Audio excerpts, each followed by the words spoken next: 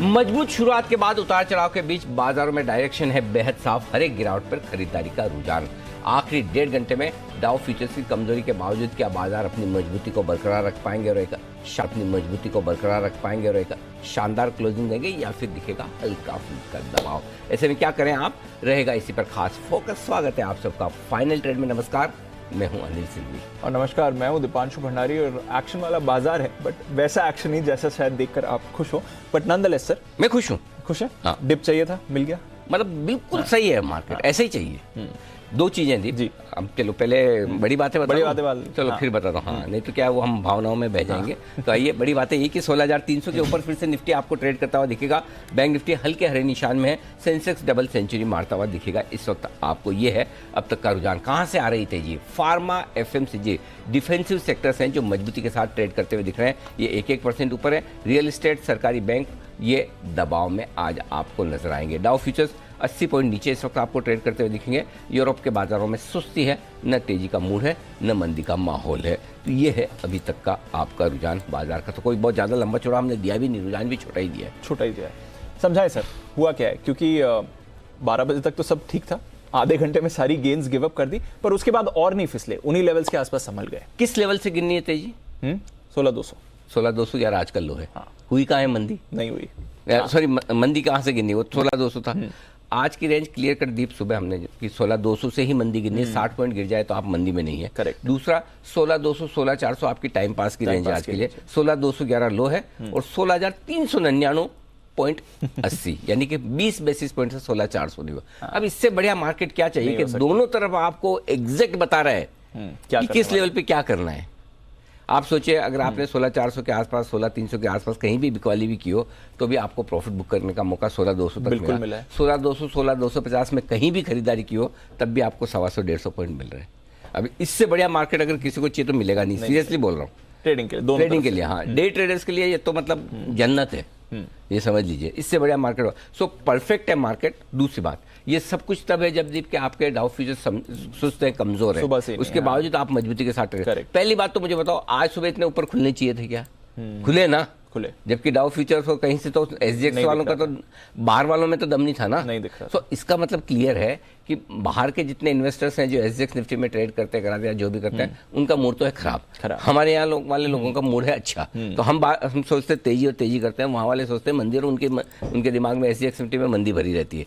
तो ओवरऑल मैं ये कह रहा हूँ कि जिन लेवल्स के साथ आपको ट्रेड करना है वो परफेक्ट है। बैंक निफ्टी भी आप देखिए 34,000, 34,150 एग्जैक्टली लो आज का 34,150 है। हाई 36,500 के ऊपर, 34,600 के ऊपर हम कह रहे थे कि वहाँ से बढ़िया थे, तो 34,655 हाई बनाए, थोड़ा सा ऊपर जाकर वहाँ गिर गया। तो परफेक्ट रेंज पे ट्रेड कर रहा है, कोई दिक्कत नहीं है। बैंक निफ्टी 34,300 से 34,000 की रेंज, इस 300 पॉइंट की रेंज में खरीदना है। 34,300 पे लीजिए, 34,150 पे लीजिए, 34,000 पे लीजिए। 500 पे बेचना है, 600 पे बेचना है, 800 पे बेचना है, ऊपर आएगा तो बेचना है। सेम निफ्टी 16,200, 250 की रेंज में लेना है, 350, 400 की रेंज में बेचना है। आराम से रेंज माउंट ट्रेड है, कोई चिंता की बात नहीं। ठीक है सर। हाँ, अगर आपको बाय ऑन डिप्स आती है, बाय ऑन डिप्स करिए। दोनों आता है, दोनों करिए। कुछ न कुछ तो आना जरूरी है करने के लिए। कुछ नहीं आता तो देखिए, शो शुरू हो चुका है। बिल्कुल। चलिए, तो ये आपके लिए परफेक्ट रेंज। और अभी का डेटा क्या बता रहा है ये भी थोड़ी देर में सर से जानते हैं, उनकी स्ट्रैटेजी भी लेंगे। आइए, तब तक कुछ खबरें जो आ रही हैं, इनफैक्ट इंक्लूडिंग कुछ नतीजे जो आपकी स्क्रीन पर आते हुए दिख रहे हैं, वहां पर करना है फोकस। एक बार जरा अरविंद को एक्चुअली पुल अप कर ही लेते हैं इससे पहले कि हम बाकी नतीजों और खबरों पर करें फोकस, क्योंकि अच्छे नतीजे आते हुए दिख रहे हैं। 53 करोड़ से बढ़कर मुनाफा 84 करोड़ का आया, 50% से ज्यादा मुनाफे में बढ़त देखिए। 1655 करोड़ के सामने 2200 करोड़ की इनकी आय आती हुई दिखी है। तो शानदार तेजी नतीजों के दम पर अब आप अरविंद में आते हुए दिख रहे हैं, क्योंकि नतीजे दमदार रहे हैं। 195 करोड़ से बढ़कर कामकाजी मुनाफा भी 234 करोड़ का आपने आते हुए दिखा है। तो मार्जिन हालांकि यहां पर थोड़ा सा दबाव है, 12.25% से घटकर 10.5% की मार्जिन है, तो हल्का मार्जिन पर दबाव है। बट आय में शानदार बढ़त है, मुनाफे में बहुत ही बढ़िया बढ़त है, और कामकाजी मुनाफा भी बढ़कर आया है। तो अच्छे नतीजे दिख रहे हैं। मार्जिन का थोड़ा दबाव यहाँ पर जरूर आपको दिखाए, 1.25% से कॉन्ट्रैक्ट हुए हैं इनके मार्जिन। बट अरविंद लिमिटेड अच्छे नतीजे ओवरऑल आपको दिखेंगे ऑन फर्स्ट कट बेसिस। आइए, और कौन से नतीजे आ गए ये भी एक बार जान लेते हैं, और ट्रिगर्स पर भी डालते हैं नजर। अरमान और कुशल दोनों हैं तैयार। कुशल, गुड आफ्टरनून, बताएं triggers. Good afternoon Deepanshu. Triggers में आईटीसी के नंबर्स आएंगे अभी, साथ ही एफएनओ स्पेस से granules India, IGL, LIC housing finance, Manappuram finance, Lupin, Pidilite और एबी फैशन भी अपने नंबर्स डिक्लेयर करेंगी। यही नहीं, आरबीआई एमपीसी की जो मिनट्स ऑफ द मीटिंग है वो भी आज आएंगी। साथ ही सुप्रीम कोर्ट में टाटा वर्सेस मिस्त्री केस आज सुना जाएगा। ग्लोबली देखें तो यूके के सीपीआई आंकड़े भी आते हुए नजर आएंगे अप्रैल महीने के, तो वहां पर भी फोकस हमारा बना है। 19 मई कल के दिन निफ्टी से डॉक्टर रेड्डीज, साथ ही एफएनओ स्पेस से Ashok Leyland, Bosch, Chambal fertilisers, Concor, Godrej consumers और एचपीसीएल अपने नंबर्स डिक्लेयर करेंगे।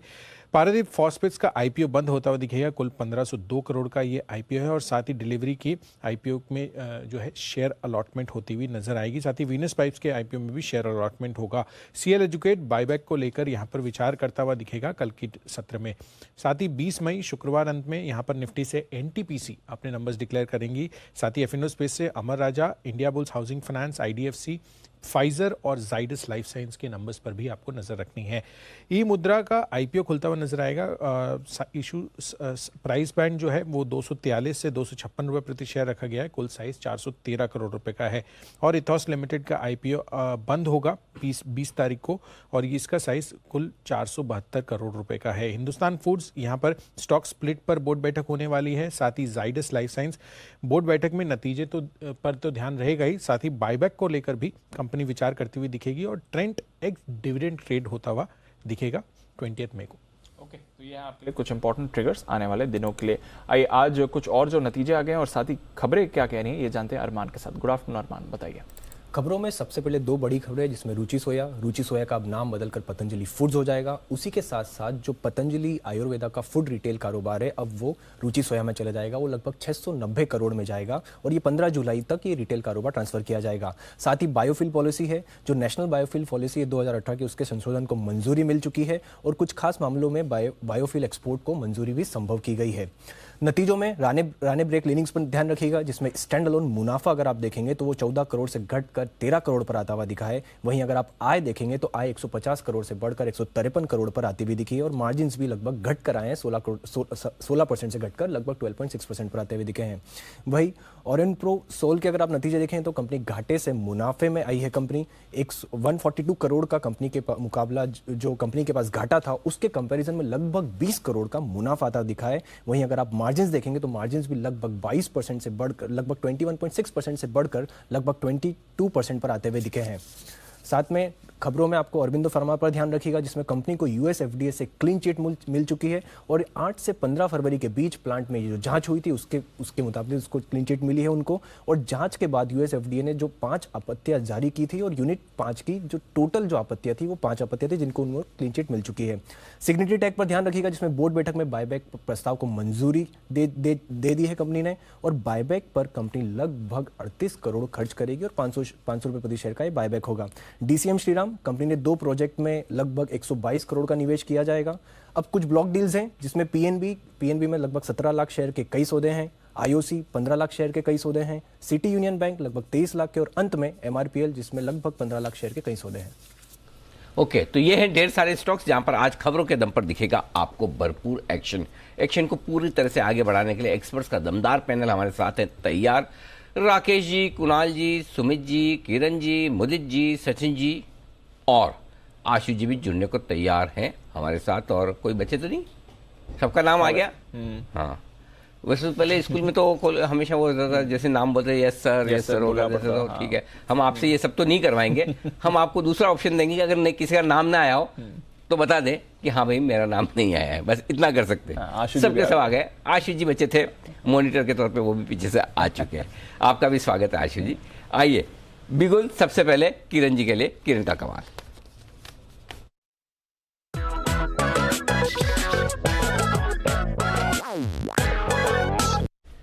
बताएं किरण जी।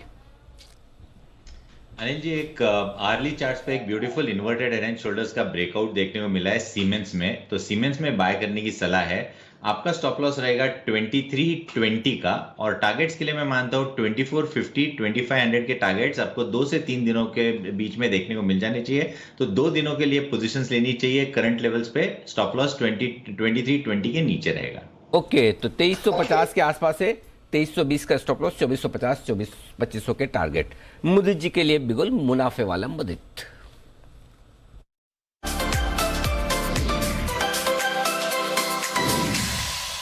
बताएं मुदित जी।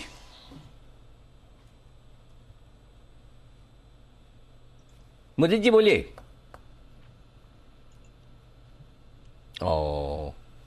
मुदित जी से शायद संपर्क फिर से करना पड़ेगा। तब तक आइए सचिन जी के लिए बिल्कुल BTS डबल टी वाला।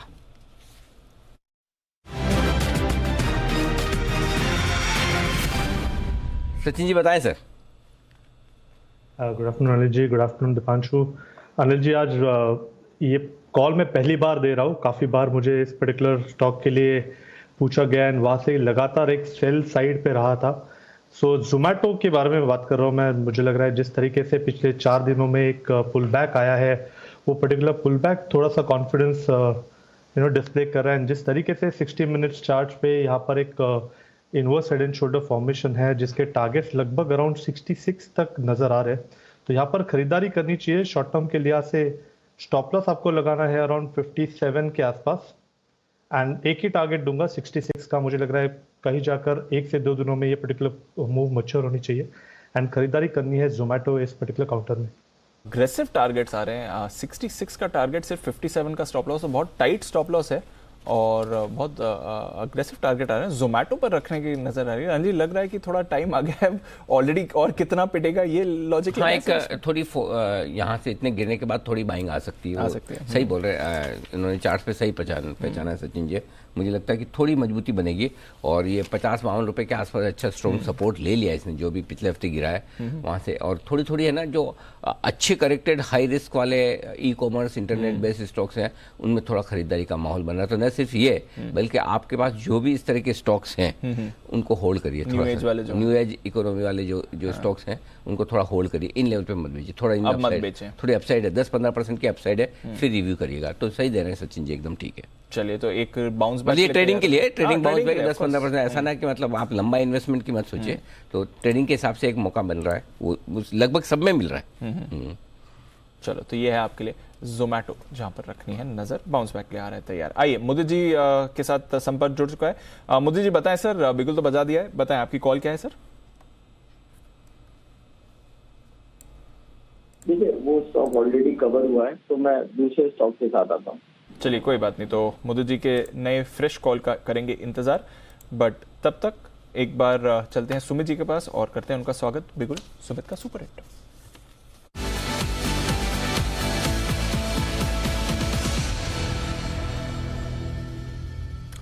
बताएं सुमित जी, गुड आफ्टरनून।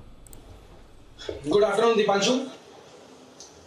दीपांशु, मेरे को लग रहा है कि थोड़ा सा यहाँ पे सेलिंग प्रेशर और देखने को मिलेगा।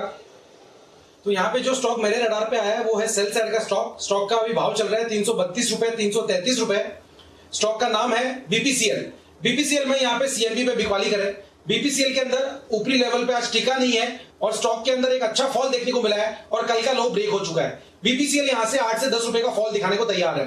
338 रुपए का स्टॉप लॉस लगा के बीपीसीएल को यहाँ पे सीएनबी पे बिकवाली करना है। नीचे के अंदर 326 रुपया, 320 रुपया, ये दो लेवल 1 से 2 दिनों के अंदर देखने को मिलने चाहिए। ऑयल मार्केटिंग कंपनीज पे वैसे भी सेलिंग प्रेशर देखने को मिल रहा है, तो बीपीसीएल अब यहाँ से गिरावट दिखा सकता है। 326 से 320 के टारगेट्स के लिए बिकवाली करके चलने का सलाह रहेगा बीपीसीएल में। ओके, तो बीपीसीएल में यहाँ पर बिकवाली करने की राय सुमित जी की तरफ से आती हुई दिख रही है। क्या बात है, बेचने के सुमित जी आज बेचने के मूड में। सुबह उन्होंने निफ्टी का भी पुट ऑप्शन दिया था, राइट। 332 के आसपास बेचना है। 338 का आपका स्टॉप लॉस होगा। 326 और 320 के टारगेट के लिए ये है आपके लिए बड़ी खबर जी। बिल्कुल। और इस बीच सर कुछ स्टॉक्स हैं जहां पर खबर अच्छी नहीं आ रही है और वो है आपके लिए गेमिंग से जुड़े स्टॉक्स, कसिनो स्टॉक्स। और ऑफकोर्स कसिनो की बात करें तो एक ही लिस्टेड नेम आता है, डेल्टा कॉर्प। 5% टूटते हुए दिख रहा है। सूत्रों के हवाले से हमारे पास खबर आ रही है, जीओएम ग्रुप ऑफ मिनिस्टर्स की जो आज बैठक हुई थी वहां पर यूनानिमसली, यानी कि सभी की सहमति के साथ ये डिसीजन ले लिया गया है कि 28% जीएसटी अब लगने वाला है कसिनोज पर, ऑनलाइन गेमिंग पर और रेस कोर्सेज पर। जो इनिशियल बेटिंग गेमिंग अमाउंट है उस पर ये जीएसटी लगाया जाएगा, ना कि हर बेट पर या फिर जो विनिंग अमाउंट है। तो एक जो इनिशियल अमाउंट है उस पर ये जीएसटी लगाया जाएगा, ना कि आपकी विनिंग पर।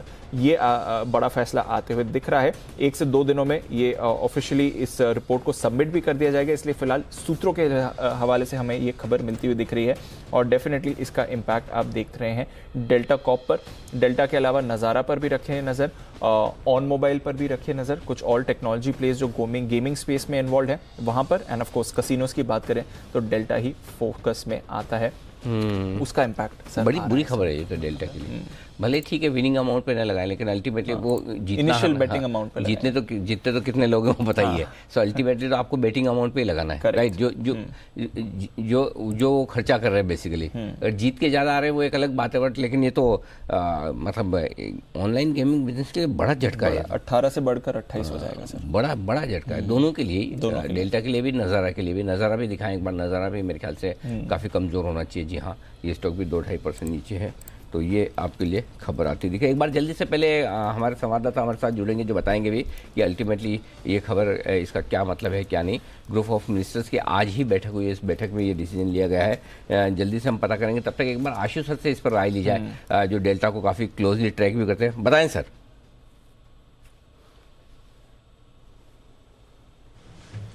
अनिल जी, डेल्टा मेरे लिए irrespective of this news no trading zone में है।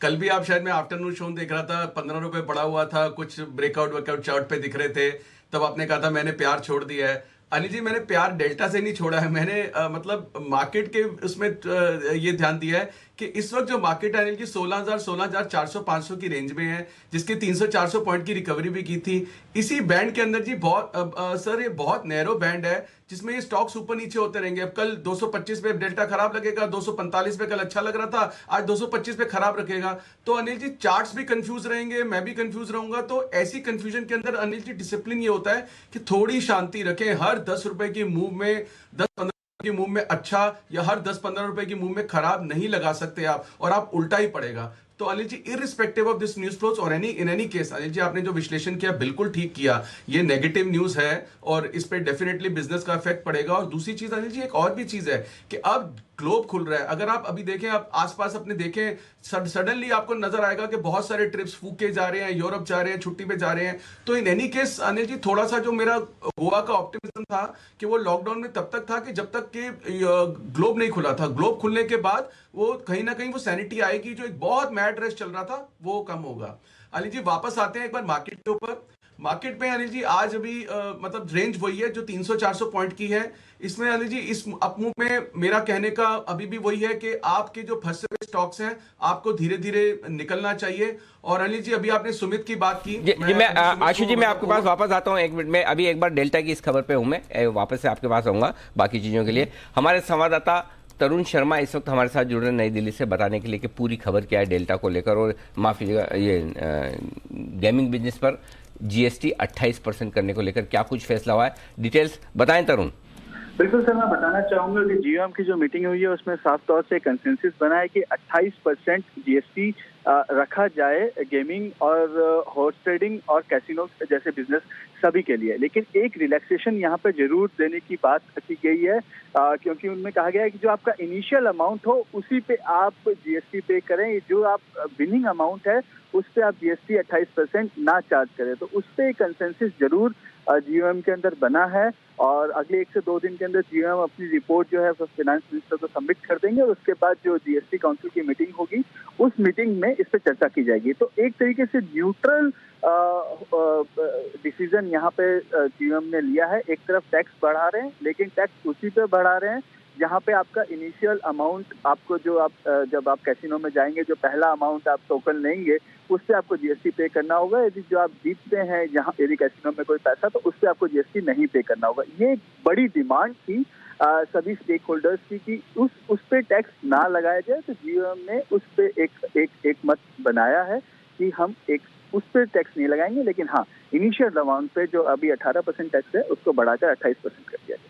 18 से 28% किया है, तो थोड़ा नेगेटिव थोड़ी राहत की बात ये आपके लिए आती हुई दिख रही। ऑनलाइन गेमिंग बिजनेसेस पर हम कोशिश करेंगे कि इनके मैनेजमेंट से बात करने की कोशिश करें, नज़ारा टेक्नोलॉजी के मैनेजमेंट से बात करेंगे या फिर डेल्टा के मैनेजमेंट से हम कोशिश करें उनसे संपर्क करने की। अगर बात हुई तो हम आपसे मुलाकात कराएंगे कि इसका क्या मतलब निकलता है। फिलहाल ये है खबर आपके लिए इस वक्त आती दिख रही है। और इस बीच आदित्य बिरला फैशन के नतीजे आते हुए दिखे और जबरदस्त नतीजे हैं सर। जो आज सुबह वरुण से हम बात भी कर रहे थे, घाटे से मुनाफे में आगे। वरुण भी बता रहे थे कि कुछ रिपोर्ट्स एस्टिमेट्स लगा रही हैं कि शायद मुनाफा ही आए। पिछले बार करीब 130 करोड़ का घाटा था, उसके सामने अगर आप देखें तो लगभग 40-43 करोड़ का मुनाफा आते हुए दिखा है। तो शानदार, जबकि हमारा अनुमान 30 करोड़ के घाटे का था, तो उसके सामने मुनाफा आया तो बहुत ही नतीजे अनुमान से काफी बेहतर दिख रहे हैं दीप। जहाँ एक और 195 करोड़ का लॉस था, उसके सामने अनुमान था 30 करोड़ का लॉस आएगा, लेकिन उस 30 करोड़ के लॉस के सामने इनफैक्ट प्रॉफिट आया है। तो ये बड़ी चीज है। तो बढ़िया प्रॉफिट वाला नंबर आता हुआ दिख रहा है। तो टर्न अराउंड होती दिख रही है आदित्य बिरला फैशन। पहली नज़र में ये स्टॉक है जो मजबूत आपको नजर आएगा, अच्छे रिजल्ट देता हुआ आपको दिखेगा। तो नंबर्स बढ़िया आते हुए दिख रहे हैं। मुनाफे के फ्रंट पर 137 करोड़ का घाटा अब 43-44 करोड़ के मुनाफे में बदलता हुआ दिख रहा है। एक तो मुनाफे का आंकड़ा है, और कोई आंकड़ा है कि बाकी आने बाकी है? दो बाकी भी नंबर्स आ रहे हैं सर, बट डेफिनेटली लग रहा है कि बहुत ही अच्छी परफॉर्मेंस रही है कंपनी की तरफ से जहां तक इस तिमाही का सवाल है। और ये जो टर्न अराउंड की बात है यही इंपॉर्टेंट रहेगी, क्योंकि ओवरऑल हम एक्सपेक्ट भी कर रहे थे कि एक हो सकता है 2280 करोड़ की आय आपको आती हुई दिखी है। हमारा अनुमान 2330 करोड़ का था, तो 500 करोड़ से आय ने बीट करा है अनुमान। तो इसलिए आप देख रहे हैं इतना बढ़िया मुनाफा भी आया है। 1820 करोड़ के सामने 2880 करोड़ की आय आई है। हमारा अनुमान 2330 करोड़, इनफैक्ट 550 करोड़ से आय ने अनुमान को बीट किया। तो डेफिनेटली वो एक बड़ा फैक्टर है। तो और भी जबरदस्त नंबर, बहुत ही जबरदस्त नंबर है सर। रेवेन्यू लेड ग्रोथ है, ये बाजार को पसंद भी आती है। रेवेन्यू लेड ग्रोथ आई है यहाँ पर, जिसका आपने एक बड़ा फायदा होते देखा है। एक्सपेंसेस भी कंट्रोल में रहे कंपनी के, तो अगेन ये एक फैक्टर है जो इनके फेवर में हमें बनते हुए दिख रहा है। तो एक्सपेंसेस पर भी ये कंट्रोल कर पाए हैं, और ओवरऑल मुनाफे में तो आप देख ही रहे हैं रेवेन्यू लेड ग्रोथ आई है, तो घाटे से मुनाफे में आ गए। देखते हैं 11.5% के आसपास के मार्जिन का हमारा अनुमान, और जिस तरह की परफॉर्मेंस लग रही है ऐसा लग रहा है मार्जिन बेहतर होने चाहिए। कुणाल जी की जिम्मेदारी है चार्ट देखनी, आदित्य बिरला फैशन। कुणाल जी चार्ट देखिए, राय दीजिए। अनिल जी चार्ट बड़ा ज़बरदस्त है, स्टॉक लगातार आउट परफॉर्म कर रहा है। एक ब्रेकआउट आता हुआ चार्ट पर अभी नतीजों के बाद दिखाई दे रहा है, और अब जो अगला पड़ाव चार्ट पर नजर आता है वो 285 का लेवल है। 285 पर कुछ मामूली कंजेशन है, पुराना रेजिस्टेंस है। ये स्तर पार हो जाए 285 के, तो फिर 305 तक का बिल्कुल रास्ता साफ हो जाएगा। तो 285 के ऊपर 305 का लेवल है। तो मेरी राय में जिनके पास पोजीशन है बिल्कुल होल्ड करें। आज का जो डे लो है 276 के आसपास, वहां स्टॉप लॉस रख लें। 285 के बाद बड़ा ब्रेकआउट होगा और बड़ी तेजी की पूरी संभावना चार्ट पर दिखती है। यह है आपके लिए राय। 285 के ऊपर बढ़िया मजबूती बनती हुई नजर आएगी। देखते हैं वहां पर पहुंचता है। यानी आदित्य बिरला फैशन, कल हमने खरीदारी करने की राय दी थी कल के 2000 में, लगभग 276-278 रुपए के आसपास। 287 का पहला टारगेट है, उसके लिए आप होल्ड कर सकते हैं। आज के दिन के लो का स्टॉप लॉस या फिर अपनी कॉस्ट के आसपास का जो आपको ठीक लगे वहाँ स्टॉप लॉस ले आए। अच्छे नतीजों की उम्मीद थी, अच्छे नतीजे आ गए। अब देखते हैं स्टॉक परफॉर्म करता है नहीं करता। 16.3% मार्जिन, वाओ, 13% से बढ़कर हमने अनुमान लगाया था थोड़े गिर कर आएंगे। 11.6% के लगाए थे, 16.3% मार्जिन जी। 16.3 कामकाजी तौर पर भी बहुत ही शानदार प्रदर्शन। ये तो री रेटिंग वाला कैंडिडेट है। कल आप जो ब्रोकरेज रिपोर्ट्स देखेंगे एफआईज की तरफ से, उसमें पक्के अपग्रेड आएंगे। ये तो जिस तरह के रिजल्ट है हर एक पैरामीटर पे बेहद शानदार नतीजे, बेहद शानदार नतीजे। तो ये अपग्रेड वाला केस क्लियर कट बनता है। ये मार्जिन अगर 16% के दे रहा है, अल्टीमेट है। कोई मतलब जहां आपने सोचे थे दीप का मार्जिन कम होंगे, 13% से घटकर 11.5% आएंगे, वहां पे देखिए 16.3। माय गॉड, बहुत ही खतरनाक शानदार परफॉर्मेंस है। 58% कामकाजी मुनाफा बढ़ा है सर, अमेजिंग, बहुत बढ़िया नंबर्स हैं। तो हर एक पैरामीटर पर आदित्य बिरला फैशंस के शानदार नंबर्स आपकी स्क्रीन पर फ्लैश होते हुए दिख रहे हैं। ये है दमदार रिजल्ट्स आपके लिए आते हुए एबी फैशंस के। चलिए बढ़ते आगे। एक बार आशु सर अपनी बात करना चाहते थे, मुझे बीच में नंबर्स आ गए और ये खबर आ गई थी, रोकना पड़ा। साथ ही तरुण भी थे। अच्छा आशु सर बताएं, अब बाजार पर अपनी राय क्या करना है, लॉन्ग या शॉर्ट?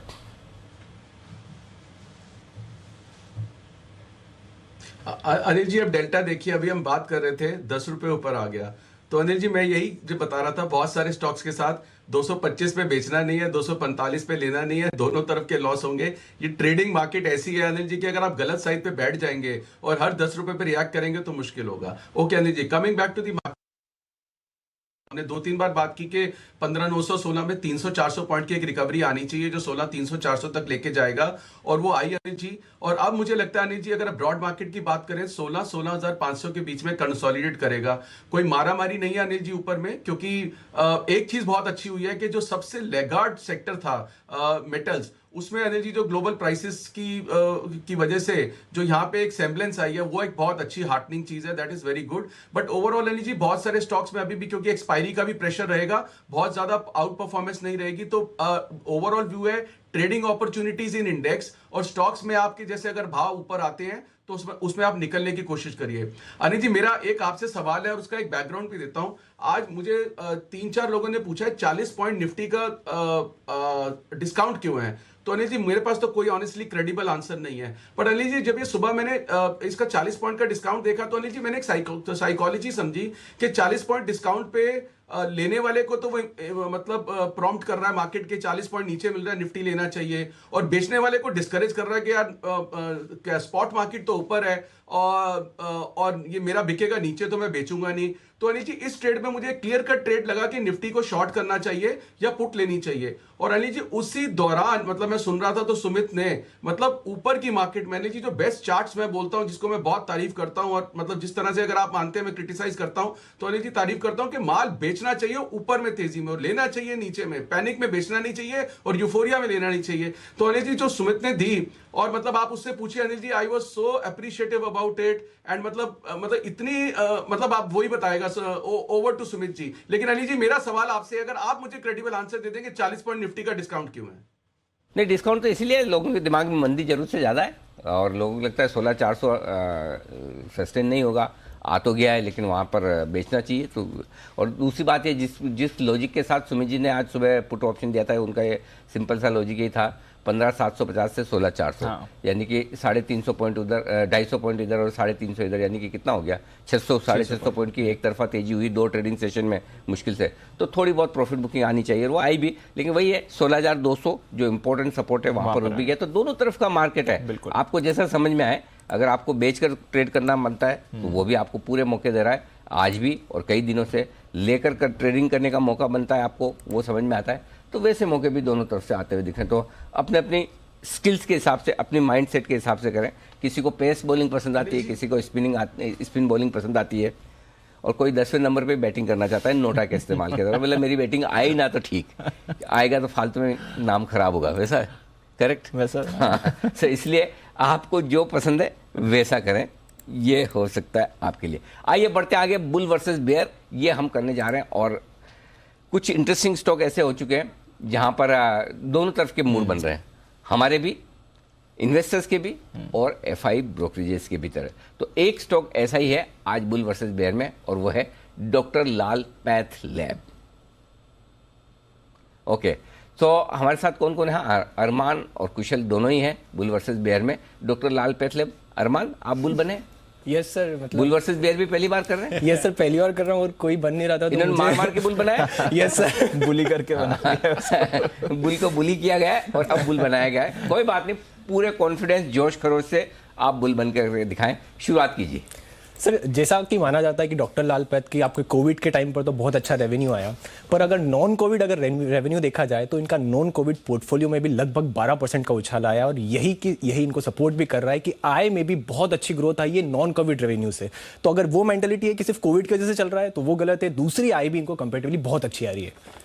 बिल्कुल अरमान, इनफैक्ट सर ये भी मैं बताना चाहूँगा कि जब मैं डॉक्टर लाल पैथ पे बुल वर्सेस बेयर बना रहा था तो मुझे बहुत ज़्यादा दिक्कत आई कि बुल के पॉइंट्स मिल ही नहीं रहे थे कि यहाँ पर ऐसा कौन सा पॉजिटिव पॉइंट्स हो सकता है जिस पर हमें फोकस करना चाहिए। तो कुछ एक पॉइंट्स हैं हमारे पास जो हम डिस्कस करेंगे, और अरमान जो है ये लेकर आए हैं क्योंकि बेयर के पॉइंट्स जो है ना वो सबको पता है, तो डेफिनेटली आपको इसके पॉइंट्स पर आपको फोकस करना चाहिए। चलिए, बेयर कैटेगरी में सबसे पहला मेरा यही इसमें तर्क है कि जो नंबर्स आए, आप देखिए नंबर्स काफ़ी ज़्यादा खराब आते हुए नजर आए हैं अरमान। इनफैक्ट मार्जिन्स के लिहाज से आप देखेंगे तो 3% का बड़ा कट आ रहा है, और रेवेन्यू फ्रंट पर भी जैसे 12-12.5% की ग्रोथ हम देख रहे हैं, वो कंपैरेटिवली बहुत ज्यादा अच्छी तो नहीं दिख रही है।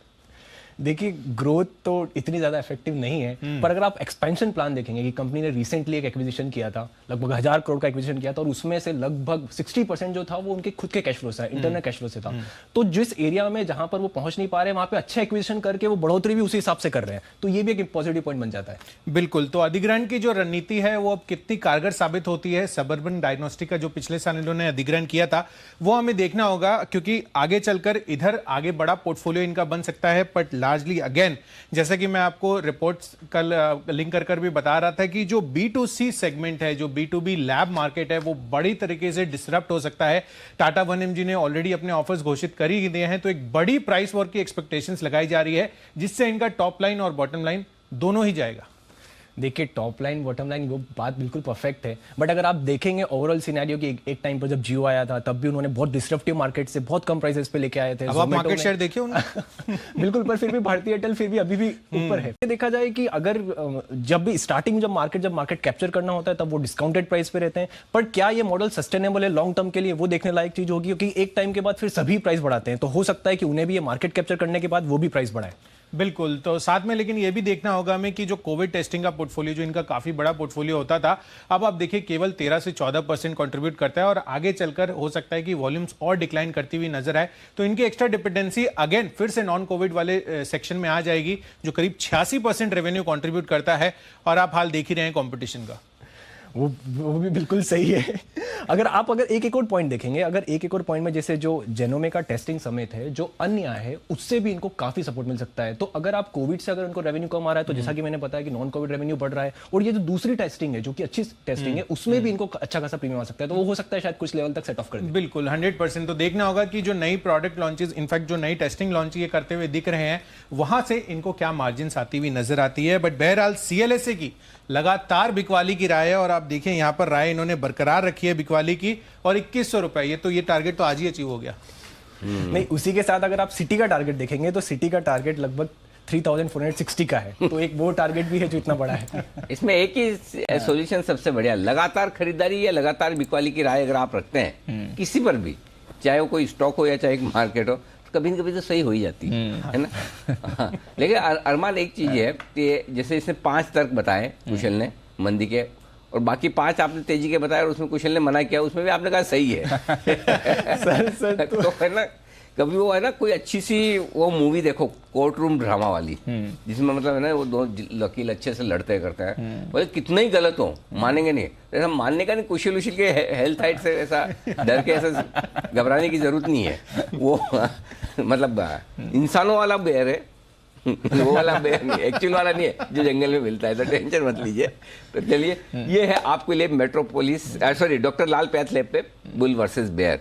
सो वैसे तो स्टॉक कमजोर ही है, कमजोर है, आधा हो गया। टाटा 1mg ने मतलब 1 mg क्या कर सकता है, वो हाल देखो आप सारे का, डॉक्टर लाल पैथलैब का और साथ ही साथ मेट्रोपोलिस का। आइए बढ़ते आगे, और वक्त है अब सेठी साहब से मुलाकात करने का।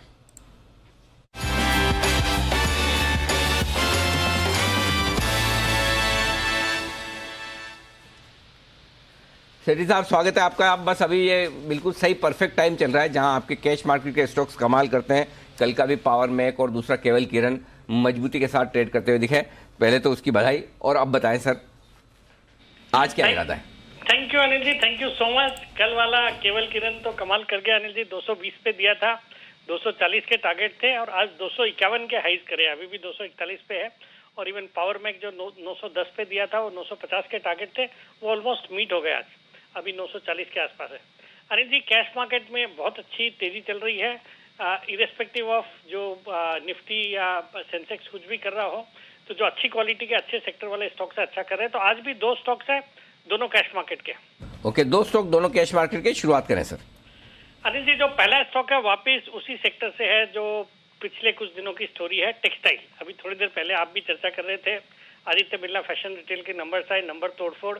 वैसे ही जैसे कल केवल किरण क्लोथिंग मैंने दिया टेक्सटाइल स्पेस की, बाकी भी हाल ही में जो गोकुलदास एक्सपोर्ट्स, रूपा, फिर इंडो काउंट, सबने बहुत ही दमदार प्रदर्शन किया है, नतीजे अच्छे रहे हैं और स्टॉक ने भी अच्छा किया है। तो आज इसी सेगमेंट से नितिन स्पिनर को रिकमेंड कर रहा हूं, जो अभी 235 के लेवल पे ट्रेड करता है। ये कंपनी यार्न और कॉटन निटेड फैब्रिक बनाने वाली एक दिग्गज कंपनी है, भिलवाड़ा में बेस्ड है। बाकी बहुत ही एक अच्छी कैपेसिटी है ऑलरेडी 50,000 टन यार्न की सालाना, और उसके अलावा हाल ही में कैपेसिटी एक्सपेंशन भी किया है। इस तिमाही के नतीजे इसके आ चुके हैं, कुछ दिन पहले आए थे, बहुत ही तोड़फोड़ नतीजे थे। 42 करोड़ का जो पिछले साल पैट था इस क्वार्टर में, वो बढ़ के आया है 85 करोड़। और FY22 में बैलेंस शीट बिल्कुल बदल गई है इसकी। रिटर्न ऑन इक्विटी आया है 37%, return on capital employed 40%, operating profit margin 21%, और कंपनी ने जो कमाई करी है उससे अपने डेट को भी कम किया। जो डेट इक्विटी रेशियो 1.50 था वो घट के हो गया 0.79। FISDAs अराउंड 9.4% स्टेक ओन करते हैं, जिसमें एक डोली खन्ना जो कि एक पॉपुलर इन्वेस्टर है वो भी अराउंड 1.77% स्टेक ओन करती है। बाकी वैल्यूएशन के लिहाज से अगर आप कंपेयर करेंगे बाकी टेक्सटाइल कंपनीज से तो बहुत ही सस्ता है ये स्टॉक। 4 के मल्टीपल पे अवेलेबल है ये स्टॉक, और बुक वैल्यू के हिसाब से भी देखें तो 155 की बुक वैल्यू है, 1.5 टाइम्स बुक पे ट्रेड करता है, और अपने हाईज 345 के हाईज से अच्छा खासा करेक्ट होकर इन लेवल्स पे ट्रेड कर रहा है। तो ये 235-36 के आसपास इसमें खरीदारी करने की सलाह है, और मेरा इसमें शॉर्ट टर्म का टारगेट है, एक सेकंड, टारगेट कहीं नहीं, 255 का टारगेट और 225 का स्टॉप लॉस। ओके, तो ये है आपके लिए खरीदारी करने की राय। नितिन स्पिनर्स में 255 का टारगेट, 225 का स्टॉप लॉस। और दूसरा स्टॉक भी बताएं सेठी साहब। दूसरा स्टॉक अनिल जी आज अपने चैनल पे एक कवर भी हुआ हुआ है, CCL प्रोडक्ट्स 360 के लेवल पे ट्रेड करता है। भारत की one of the leading coffee बनाने वाली कंपनी है, कॉफी का प्रोडक्शन, ट्रेडिंग और डिस्ट्रीब्यूशन करती है। भारत में तो प्रेजेंट है ही है, इसके अलावा वियतनाम और स्विट्जरलैंड में भी है। कंपनी 250 से ज्यादा कॉफी के जो ब्लेंड्स है वो ग्लोबल कॉफी मैन्युफैक्चरर्स को सप्लाई करती है, 90 से ज्यादा देशों में एक्सपोर्ट करती है।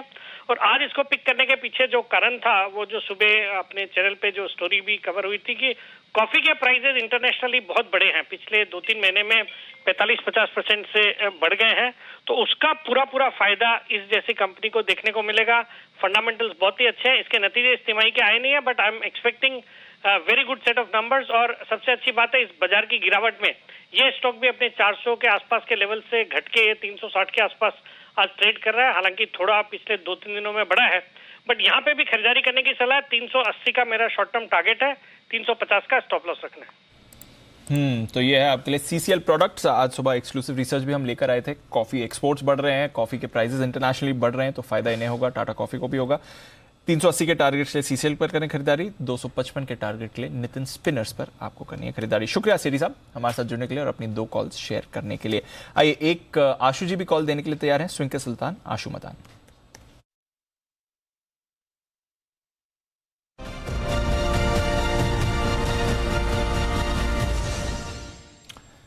बताएं आशु जी।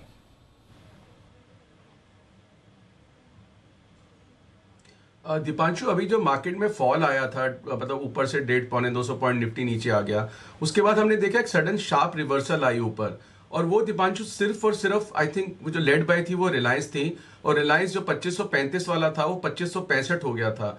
और अब इंसिडेंटली दीपांशु फिर वापस मार्केट आ गई है, और वो भी रिलायंस की वजह से आई क्योंकि वो वापस 2535 पे आ गया है। मुझे लगता है दीपांशु रिलायंस में कुछ मतलब कुछ पॉजिटिविटी बन रही है। एक डिस्क्लेमर है, पीछे भी हमने कॉल दी थी लास्ट वीक जब रिजल्ट्स आए थे तो स्टॉप लॉस हुआ था, लेकिन मुझे लगता है कि अगर कोई स्टॉक लेने वाला है तो वो रिलायंस है, क्योंकि वापस वो 2565 से करेक्ट होके नीचे आ गया है, और मुझे लगता है सिर्फ 25 रुपए के स्टॉप लॉस है, 2510 के स्टॉप लॉस से रिलायंस में बाय करना चाहिए। और मुझे लगता है कि वापस एक हमारे को मूव देखने को मिल सकती है। तो Reliance is probably the loan candidate जो मुझे लगता है कि निफ्टी को भी ऊपर ले जा सकता है अगर निफ्टी में मूव आता है। वैसे आज का मूव फिजल आउट हो गया, और मुझे लगता है कि जो शॉर्ट कवरिंग आनी थी, जो कॉल्स वॉल्स बेचने वालों की आती है, वो सब हो चुकी है, बट इंडिपेंडेंटली रिलायंस अच्छा लगता है। तो रिलायंस इंडस्ट्रीज पर आशु जी का कमिटमेंट का भरोसा है, इस समय खरीदारी करके यहाँ पर आप चल सकते हैं। बाउंस बैक के लिए तैयार हो रहा है और बाजार को इसका भी सहारा मिलेगा इस समय। आशु जी सर, कोई टारगेट नियर टर्म के लिए?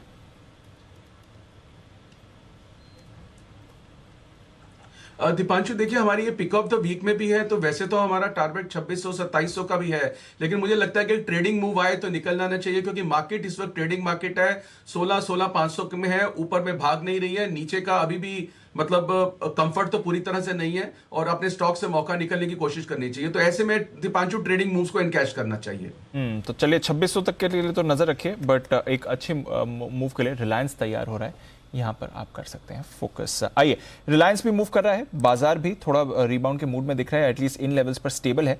क्या समझना है एक्शन का, डेटा क्या कह रहे हैं, जानते हैं अनिल जी के साथ मार्केट स्ट्रैटेजी में।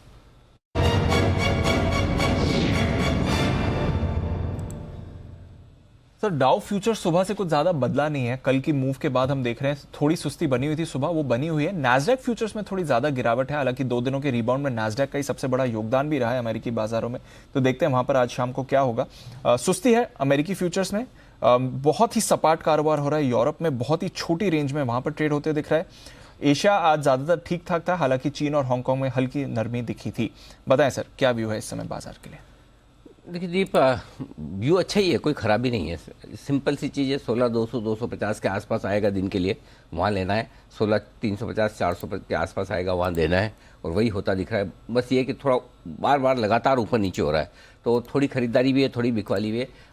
पॉइंट ये है सिंपल कि आपको डाउ फीचर्स देख कर आप खरीदारी नहीं कर पाएंगे, और हमारी स्क्रीन देखकर आपको ज़्यादा बेचा नहीं जाएगा कि वापस से बार बार जितनी खरीदारी आ रही है उतनी, जितनी बिकवाली आ रही है उतनी खरीदारी भी वापस आ रही है, उसी स्पीड से आ रही है।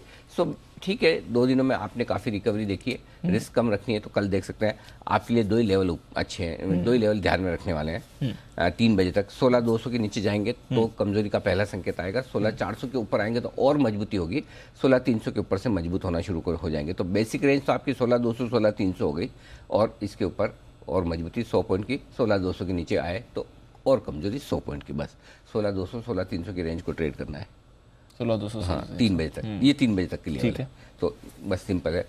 बढ़ भी गए 300 के पार निकले तो 100 पॉइंट, घट गए 200 के नीचे तो 100 पॉइंट। ओके, तो होना कुछ नहीं है। हाँ, तो ज़्यादा कुछ ऐसा है नहीं इंडेक्स पे। बैंक निफ्टी यहाँ पर 34,000, इसके नीचे आप नहीं जाएंगे।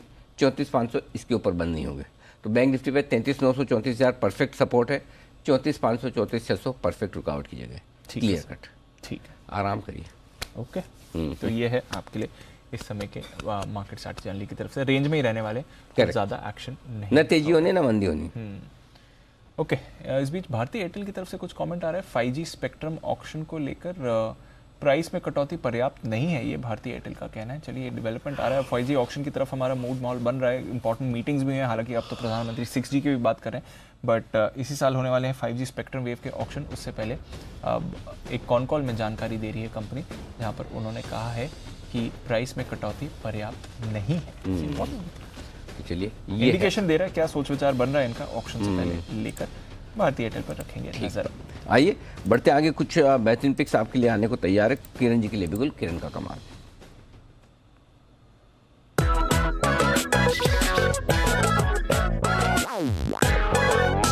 बताएं किरण जी। अनिल जी, आज कई स्टॉक्स है जो भूले बिसरे हैं वो परफॉर्म करते नजर आ रहे थे।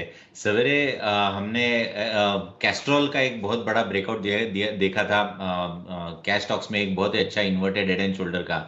अभी जो कंटिन्यूएशन पैटर्न का ब्रेकआउट देखने को मिल रहा है वो कोलपाल में देखने को मिल रहा है। इसमें कोलपाल में भी आपको 5-6 दिन का वक्त देना पड़ेगा। जैसे मैंने सीमेंस के बारे में बात की, आपको 1596 1590 के आसपास के स्टॉप लॉसेस लगाने चाहिए, और मेरे टारगेट्स लगभग 1650 1680 के रहेंगे। ये प्राइमरी टारगेट्स रहेंगे। ये अगर अचीव होते हैं तो मेरा मानना है कि आपको 1700 के इवेंचुअली टारगेट्स देखने को मिलेंगे कोलपाल में। तो ये है आपके लिए कोलगेट, जहां पर करनी है खरीदारी। FMCG काउंटर्स पर रखिए नजर, यहां पर आपको बाजार में मूव आते हुए दिख रहा है। स्टॉप लॉस किरण जी क्या है? 1595 के आसपास रखना चाहिए। 1595 का स्टॉप लॉस, कोलगेट पर करें खरीदारी। आइए मुदित जी के पास चलते हैं, उनकी पिक के लिए मुनाफे वाले मुदित।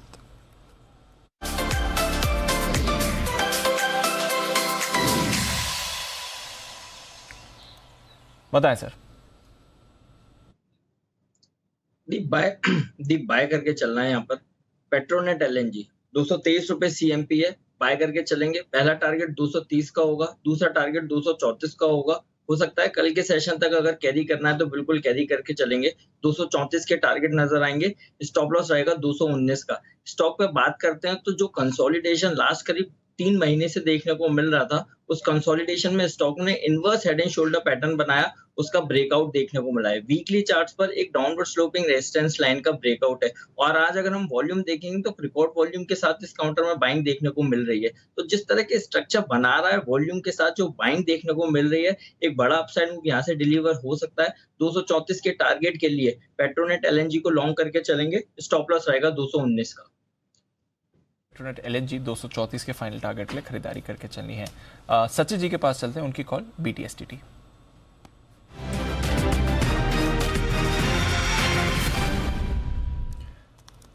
बताएं सर।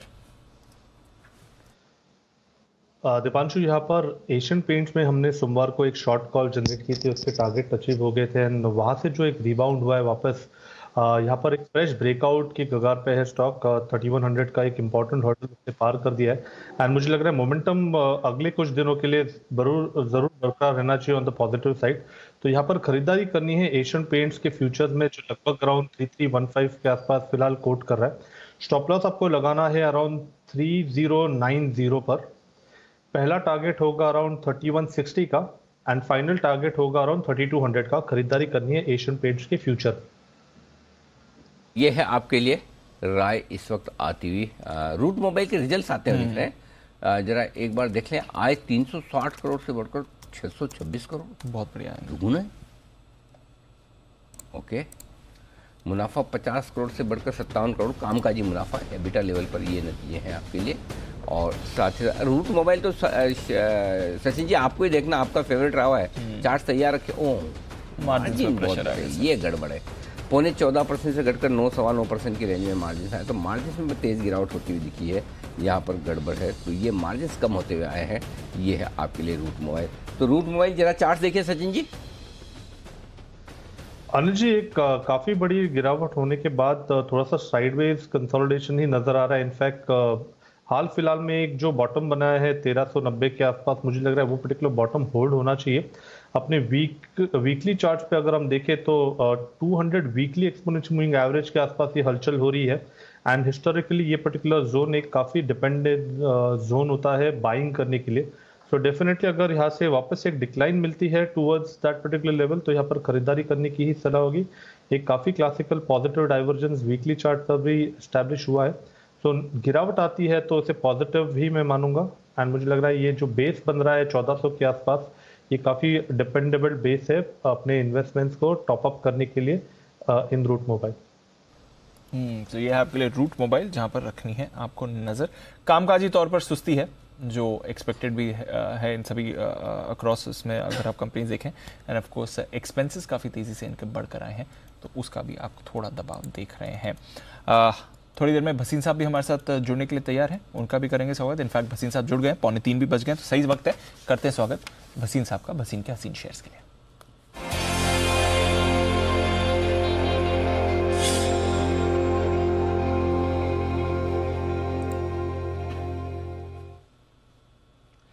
स्वागत है भसीन साहब आपका। नमस्कार, बताएं सर पहले तो आउटलुक और साथ ही update. Good afternoon Anil ji. तो बहुत अच्छा है, आज मार्केट कंसोलिडेट कर रही है इतनी बड़ी रैली के बाद, और आप देख रहे हैं बैंक्स में जो प्रेशर है, तो आई थिंक एक इंटरनल शिफ्ट हो रहा है।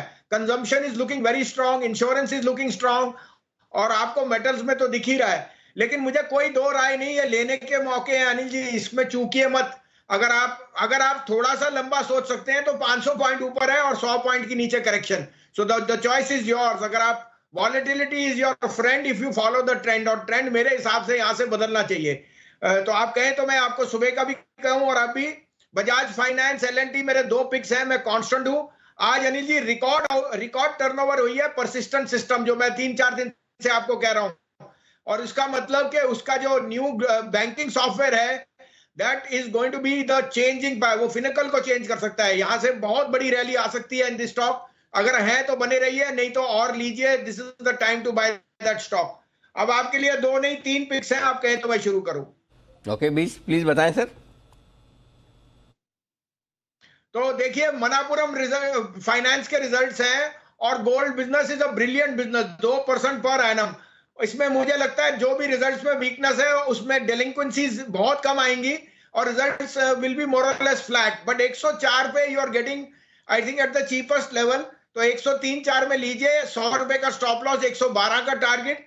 दूसरा पिक आप ऑटोज पे बुलिश है तो Bajaj Finserv, because auto insurance में बजाज फिनसर्व इज नंबर 1 और मुझे लगता है 725 730 12 725 30 पे बहुत अच्छा रिस्क रिवॉर्ड है। यहां से आप 12,300 का स्टॉप लॉस रखिए, 13,500 का टारगेट।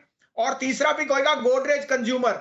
मेरे को लगता है गोदरेज कंज्यूमर के नंबर और जो आपके पाम ऑयल में रिलीफ है, उनके जो हेयर डाई और बाकी बिजनेसेस आर डूइंग एक्सेलेंट। तो 900 का टारगेट है, 825-30 में लीजिए, स्टॉप लॉस ऑफ 810। 10 का स्टॉप लॉस 825-30 के आसपास करिए। अच्छा भसीन साहब, आप जाइएगा मत कहीं, एक बार जरा रुकिएगा। आपके लिए कॉम्प्लीमेंट आ रहा है और मेरे को किसी ने कहा है कि मैं आपको कॉम्प्लीमेंट दूं कि आप 10 साल यंग लग रहे हैं भसीन साहब। तो मैंने बोला मैं क्यों दूं, आप खुद ही दे दो। तो जरा, हाँ कहाँ है स्क्रीन पे, जरा बंसल जी कहाँ है, बंसल जी को लाइए। Bansal ji, over to you. देखिए अनिल जी, वसीम साहब, मैं ये कह रहा हूँ कि आप जो आज ग्रीन जैकेट पहन के आए हैं ना, इसमें आप 10 साल यंग लग रहे हैं। तो जब भी आप मुझसे पर्सनली मिले या जी बिजनेस में आए तो ऐसे कलरफुल कपड़े पहन के आया कीजिए। वो डल कलर के कपड़े बिल्कुल छोड़ दीजिए, इसमें आप यंग भी लग रहे हैं और एनर्जेटिक भी लग रहे हैं और मार्केट भी सपोर्ट कर रही है। देखिए आप जी वसीम साहब। सर आज तो 4 चांद लगा दिए राकेश जी ने, मेरा छोटा भाई है। और आप जरूर सर, मैं तो रंगीन कपड़े पहन के आऊंगा। 18,000 में तो आप बोलोगे कि ये क्या पहन के आ रहा है, आप देखते तो जाइए।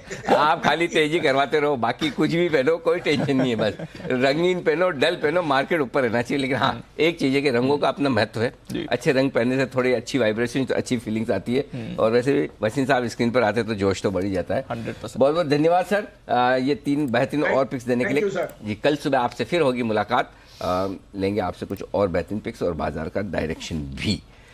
रुचि सोया ये स्टॉक है सुर्खियों में, और आइए इस स्टॉक पर जो कुछ आज डेवलपमेंट हुए उन पर एक बार समझ लिया जाए कि क्या डेवलपमेंट हुए और इन डेवलपमेंट होने के बाद किस तरह के वैल्यूएशंस पर रुचि सोया इस वक्त ट्रेड करता हुआ दिख रहा है। ये पूरी डिटेल्स लेकर हमारे साथ तैयार है अरमान बताइए। सर सबसे पहले तो जो हुआ क्या है, हुआ ये है कि जो पतंजलि का फूड सेगमेंट है वो फूड सेगमेंट अब रुचि सोया में आ जाएगा। अब सबसे पहले तो आपको ये जानना जरूरी है कि जो पतंजलि का फूड सेगमेंट है उसका टोटल रेवेन्यू है लगभग वो 4100 करोड़ का है, और कितने में ट्रांसफर हुआ, वो हुआ 690 करोड़ में। कंपनी ने जो फूड बिजनेस ने इबिटा करा था FY21 में लगभग 650 करोड़ का, मतलब अगर आप देखेंगे तो लगभग इबिटा के एक ही मल्टीपल पे उसका ट्रांसफर कर दिया गया है। अगर ये इसके आने के बाद रुचि सोया टोटल कितना रेवेन्यू कर देगा, वो लगभग 26,500 करोड़ का रेवेन्यू कर देगा। अब अगर आप ये देखें कि ये जो बिजनेस जो आया है, जो बहुत ही कम मल्टीपल पे आया है, उसका अगर आप मार्जिन देखेंगे तो वो मार्जिन रुचि सोया के मार्जिन से भी ज्यादा है। रुचि सोया का मार्जिन 4.4% है, तो अगर पतंजलि का जो फूड बिजनेस का कारोबार है उसका लगभग 5.5% मार्जिन आ जाता है। अब अगर आप इनके जो भी पीयर्स अगर आप कंपैरिजन करेंगे तो कंपैरिजन में आपको डाबर इंडिया दिखेगा, Britannia, Nestle, Tata consumer, HUL, ये सारे दिखेंगे। दो वैल्यूएशंस के पैरामीटर हमने यूज करें, एक तो EV बाय EBITDA और मार्केट कैप टू सेल्स। तो अगर आप इंडस्ट्री का एवरेज देखेंगे, इंडस्ट्री का एवरेज EV बाय EBITDA का आता है 36.7 और मार्केट कैप टू सेल्स आता है 7 का।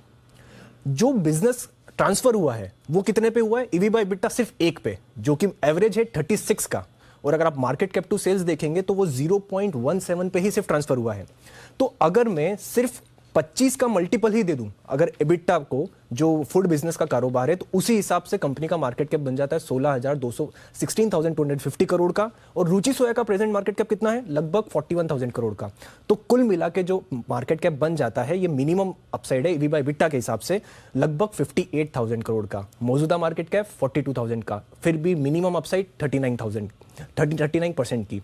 अगर आप मार्केट कैप टू सेल्स देखें तो present market cap to sales अगर आप देखेंगे तो एवरेज अगर देखेंगे तो 7 है। अगर मैं सिर्फ 5 का ही मार्केट कैप टू सेल्स दूं तो भी फूड बिजनेस का वैल्यूएशन बन जाता है लगभग 20,000 करोड़ का, और टोटल जो वैल्यूएशन बन जाता है वो बन जाता है 62,000 करोड़ का मार्केट कैप बन जाता है, जो कि जो अभी प्रेजेंट मार्केट कैप है उससे लगभग 49% ज्यादा है। तो कुल मिला के देखेंगे तो ये डील बिल्कुल बहुत ही सस्ते दामों पर हुई है। तो बहुत ही अच्छे दाम पर हुई, बहुत ही सस्ते दाम पर हुई। और अनिल जी, आप तो स्वामी रामदेव से बात भी कर रहे थे इसी के बारे में। बहुत ही अट्रैक्टिव लेवल्स पे ये ट्रांसफर किया गया, जो आगे के प्लान्स है उस हिसाब से देखें तो बहुत ही बढ़िया लेवल। एक्चुअली देखा जाए तो मुफ्त में दिया है। हाँ, लग रहा है ना। सिंपल सी चीज है दीप, देखिए इसमें ज्यादा कैलकुलेशन में फंसेंगे आपको समझ में नहीं आएगा कि एक्चुअली क्या। 650-700 करोड़ का एबिटा है, कामकाजी मुनाफा है, और 690 करोड़ का वैल्यूएशन है। इस पूरा पतंजलि के पास जितना फूड कारोबार है वो 4,500 करोड़ की सेल्स करता है और 700 करोड़ के करीबन एबिटा करता है, कामकाजी मुनाफा करता है। उसको उतने में ही दे दिया, वन टाइम एबिटा। ठीक है।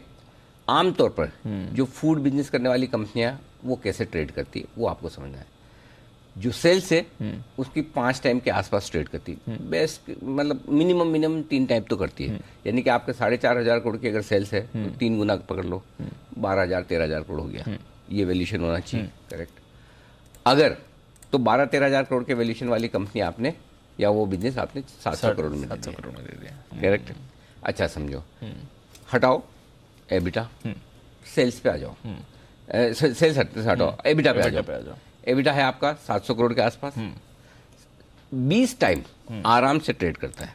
ओके, ठीक है। 20 टाइम 700 करोड़ का 14,000 करोड़ के आसपास 14,000 करोड़ आता है। आप दे रहे कितने में? 700 करोड़। 700 करोड़। ये देख लीजिए। एक सिंपल सी चीज बता रहा हूँ, रुचि सोया का प्रॉफिट कितना है? 2100-2200 करोड़ के आसपास। ब्रिटानिया का कितना है? 2100-2200 करोड़ के आसपास। ब्रिटानिया का मार्केट कैप है 80-85 हज़ार करोड़ और रुचि सोया का 40,000 करोड़। और अब फूड बिजनेस और जुड़ेगा। सो अगर सिर्फ आप प्रोमोटर्स और ये इनको अलग कर ले कि भाई आपको किस प्रोमोटर को कितना वैल्यूएशन देना है, क्या है, वो अपनी जगह है। लेकिन अगर सिर्फ 2 स्टैंड अलोन कंपनियों को आप कंपेयर करें, रुचि सोया को किसी डाबर के साथ, किसी टाटा कंज्यूमर के साथ या किसी ब्रिटानिया के साथ, तो रुचि सोया मतलब लगभग समझो कि उनसे 1/3 वैल्यूएशन पे मिल रहा है। तो आराम से यहाँ से 2 से 3 गुना वैल्यूएशन, अगर आपको प्रमोटर लेवल पर कंफर्ट है, कॉन्फिडेंस है कि यहाँ पर न्यूट्रल मानते हैं, उसकी प्रीमियम कम ज़्यादा कर सकते हैं। आप स्वामी रामदेव को और किसी और कंपनी के प्रमोटर को आप कम या ज़्यादा रखना चाहिए, वो अपना अपना लुकआउट है। करेक्ट। अगर उसको आप न्यूट्रल रखें तब तो रुचि सोया यहाँ से 3 गुना बढ़ना बनता है। अब वो प्रमोटर के लेवल की आप स्वामी रामदेव को अगर आप ये कहते हैं कि नहीं उनको इतनी प्रीमियम नहीं देंगे, कम देंगे, तो कम कितनी देंगे? अगर 1 लाख करोड़ का 90,000 करोड़ का मार्केट कैप बनता है तो क्या 30,000 करोड़ का मार्केट कैप है तो आप उसको डबल करेंगे, कम करेंगे, वो अपने अपने लुकआउट पे। लेकिन सबसे बड़ी चीज़, अगर सिर्फ आप डेटा पे जा रहे हैं, वैल्यूएशन पे जा रहे हैं, तो वैल्यूएशन के हिसाब से ये जो डील हुई, ये रुचि सोया के शेयर होल्डर के लिए एकदम बोनस है, इसमें कोई डाउट नहीं। और अभी एक चीज़ मुझे बताई थी, पिछले 2 महीनों में कौन सा स्टॉक है जिसमें पैसे बने हैं लोगों के? बहुत कम, एक आध गिनती से तो बताइए। होंगे नहीं, मुश्किल होगा। एक अकेला OFS है जिसमें पैसे बने 650 रुपये में देने के बाद भी, और उसके बाद भी अजय 650 का 1150 हो रहा है। नहीं भी करते तो फर्क नहीं पड़ता। करेक्ट। और अगर 650-700 करोड़ का एबिटा वाला बिजनेस अगर ये 2,000, 3,000, 5,000, 7,000, 10,000 करोड़ में भी करते तो कोई कुछ नहीं कहता। लेकिन ये मेरे ख्याल से जो स्वामी रामदेव ने जो जिस वैल्यूएशन पे किया, वो एक इमेज बिल्डिंग वाली प्रोसेस है कि हम रुचि सोया के शेयर होल्डर्स के फेवर में, पहली चीज। दूसरी चीज ये कि 6% स्टेक इन्हें आगे पीछे और बेचनी है। टाइम है साल भर का, लेकिन वो बेचनी, तो इसलिए वो एक स्ट्रॉन्ग मैसेज निवेशकों को देना चाहते हैं कि हम इन्वेस्टर फ्रेंडली है। इस वजह से इतनी सस्ती डील, क्योंकि अल्टीमेटली सस्ती डील करने के पीछे प्रमोटर का भी कुछ तो थॉट प्रोसेस होगा ना। प्रमोटर के थॉट प्रोसेस 2 ही तरह के हो सकते हैं, या तो उनको फायदा हो जी कि भाई उनकी स्टेक बढ़े या वैल्यूएशन अच्छे मिले, या कंपनी का नाम हो। तो आई थिंक उस ऑब्जेक्ट को ध्यान में रख के ये किया, तो बहुत ही सस्ती डील। अच्छा, अब मैं बता दूं टारगेट का जहाँ तक ख्याल है, हमारे 1200 रुपये के टारगेट तब थे OFS के टाइम पे, आपके सामने है 1200 रुपये, लगभग 1180 तो हो गया। लेकिन अब हम टारगेट रिवाइज करेंगे आज की डील के बाद में। 1500-1600 मिनिमम है, और अगर हो सकता है जैसा सब कुछ वो बता रहे हैं उस तरह की परफॉर्मेंस अगर दोनों कंपनियों के मर्जर के बाद में आए, कंपनी के तो नहीं, बिजनेस के मर्जर के बाद अगर वो परफॉर्मेंस आए तो स्टॉक 2000 होने की भी ताकत रखता है। वो परफॉर्मेंस चाहिए। तो इस क्वार्टर के रिजल्ट देखेंगे, इस क्वार्टर के रिजल्ट के वक्त वो फाइनेंशियल्स और ज़्यादा साफ खुल के बताएंगे, वो है। सो एक वही चीज़ है कि आपको प्रमोटर्स के लेवल पे अगर किसी को कंफर्ट पूरा है, किसी को कम है, वो अपना अपना है, हर एक का अपना अपना थॉट प्रोसेस होता है। उसको अलग करके अगर खाली वैल्यूएशन देखेंगे तो वैल्यूएशन के हिसाब से बहुत कंफर्ट है, और 1500-1600 रुपये तो आसानी से होना चाहिए, कोई बड़ी बात नहीं। और उसके बाद और रिव्यू करें, समझ गया। हाँ, और सबसे बड़ा जिनको ऑफर फॉर सेल में 650 में लगा है, उनको लिए तो रिस्क भी क्या है, उनको तो सही भाव में एंट्री होगी। बहुत बढ़िया हो गया। 80% गेन मिल गए छोटे से टाइम में, और क्या चाहिए उन्हें। Done sir. चलिए ये है आपके लिए रुचि सोया जहाँ पर रखनी है नजर। बिल्कुल। तो चलिए थोड़ी देर में अब आपको कुणाल जी, राकेश जी देंगे पिक ऑफ द डे। उससे पहले जैन साहब भी आपको देंगे आपके लिए एक बेहतरीन स्टॉक। अच्छा, जैन साहब जुड़े तब तक एक काम करते हैं, और जैसे जैन साहब सुबह जुड़ नहीं पाए कुछ वजह से, वो किसी कहीं बिजी थे अपने पर्सनल काम में, तो उस वजह से नहीं जुड़ पाए। तो जैन साहब अभी थोड़ी देर में जुड़ने वाले हैं। वो जेम्स वाला स्टॉक 9:30 बजे 3 बजे आपके लिए आ रहा है, तो 3 बजने में 2 मिनट का वक्त है। तब तक pick of the day.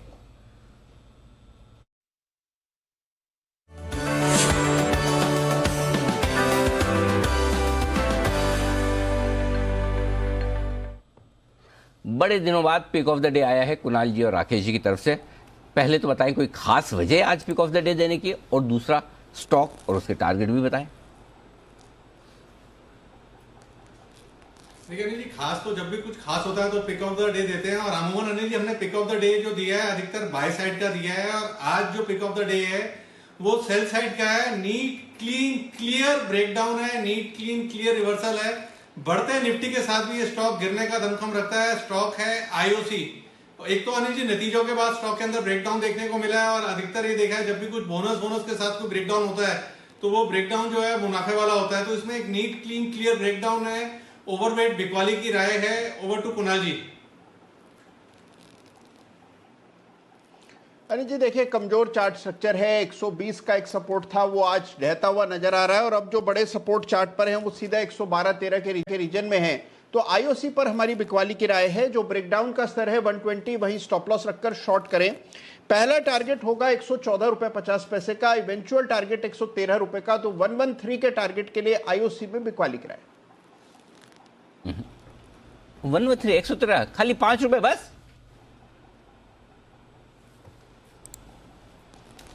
Anil ji 100 रुपए का शेयर है अनिल जी, 5 रुपए बहुत होते हैं अनिल जी। अच्छा ओके। मैं चेक कर रहा था भाव बराबर देख के आप बता रहे हैं। तो चलिए 114.50 और 113 ये है आपके लिए पिक ऑफ द डे। कल के लिए 120 स्टॉप लॉस भी तो छोटा ही है 2 रुपए का। यहाँ पर बिकवाली करने की राय कुणाल जी और राकेश जी की तरफ से आती हुई पिक ऑफ द डे के तौर पर। अब वक्त है जैन साहब के जेम्स का।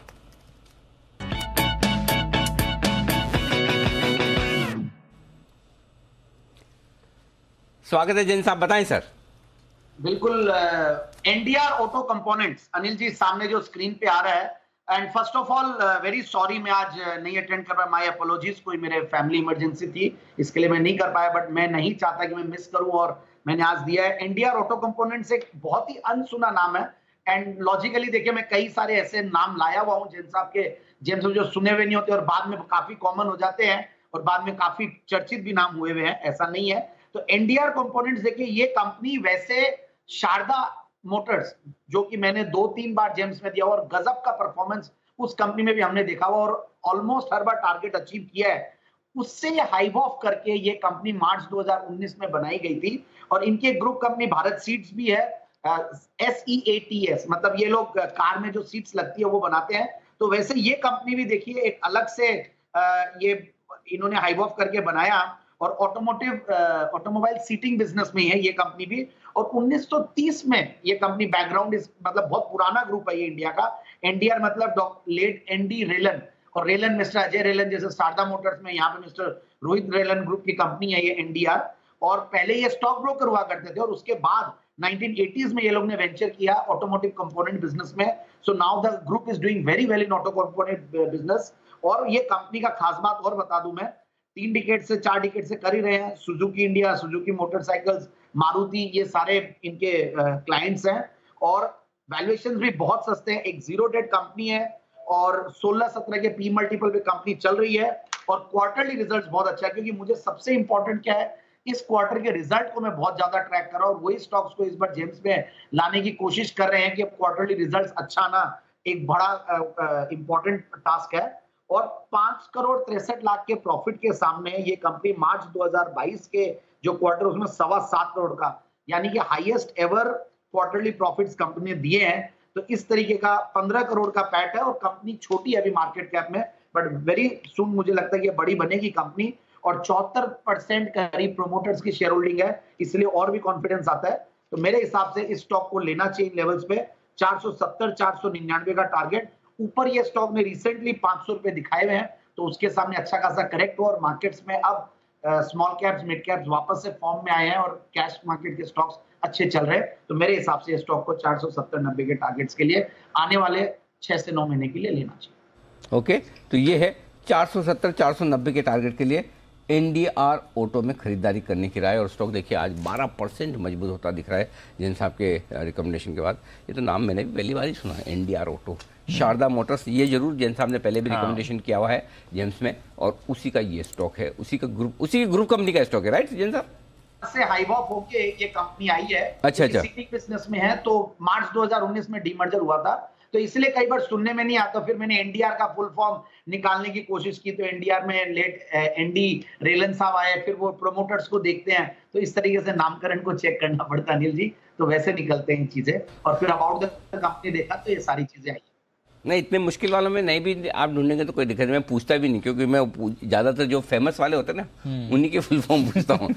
अननोन वाले की मैं इतना मुश्किल में भी नहीं डालता हूँ मैं सारे एक्सपर्ट्स को, आपको भी, लेकिन इतना नहीं डालता ज्यादा। देखो ज्यादा भी डालने में फिर क्या आदमी बाद में मना ही कर दे कि नहीं आऊंगा। मैं तो नहीं खेलता टाइप से। तो जैन साहब, एनडीआर ऑटो कंपोनेंट्स आपके पसंद का share, thank you so much. और अच्छी बात है कि आपने दिन के दौरान समय निकाला और हमारे साथ दिन में भी जुड़े, और पिक्स आज आपकी तरफ से जेम्स वाली पिक। आइए बढ़ते आगे, और शुगर सेक्टर है जोरों में, एक्शन भरपूर है। आज का एक्शन सरकार की तरफ से जबरदस्त होता हुआ दिखा है।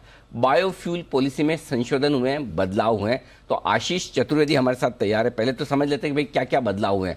आशीष, आज कैबिनेट की मीटिंग में था। बिल्कुल सर, कैबिनेट की मीटिंग के बाद जो है ये हाइलाइट्स मेरे पास आई। हालांकि अभी तक पूरी तरीके से फाइन प्रिंट नहीं आया, लेकिन कुछ चीजें जो मैं समझ पा रहा हूँ आपके सामने रखता हूँ। जो 2018 की पॉलिसी थी, इसमें जो है संशोधन किया गया है, और जैसे एक काफी रीआइटरेट किया गया, कह रहे हैं कि 2030 से जो लक्ष्य था 20% ब्लेंडिंग का, अब इसे जो साल है वो घटाकर 2025-26 तक की जो है 20% का जो लक्ष्य है वो हासिल होता हुआ नजर आएगा। लेकिन सर, बिटवीन द लाइंस मुझे जो एक चीज बड़ी ह्यूज समझ में आई है वो है ग्रेन बेस्ड एथेनॉल। यहाँ पर जो सरकार का फोकस है अब वो शिफ्ट होता जा रहा है। शुगर पर हमने देखा था कि काफी बड़ा फोकस है, अभी भी नो डाउट बना हुआ है, लेकिन ग्रेन बेस्ड जो एथेनॉल है वहां पर भी सरकार अपना फोकस बढ़ाती जा रही है। और कहा गया है कि अब बायोफ्यूल के लिए जो एथेनॉल बायोफ्यूल जो है वहां पर अनाज का जो आवंटन है इसमें बढ़ोतरी की जाएगी। तो ये अपने आप में अगर आप देखें तो काफी बड़ा साबित हो सकता है।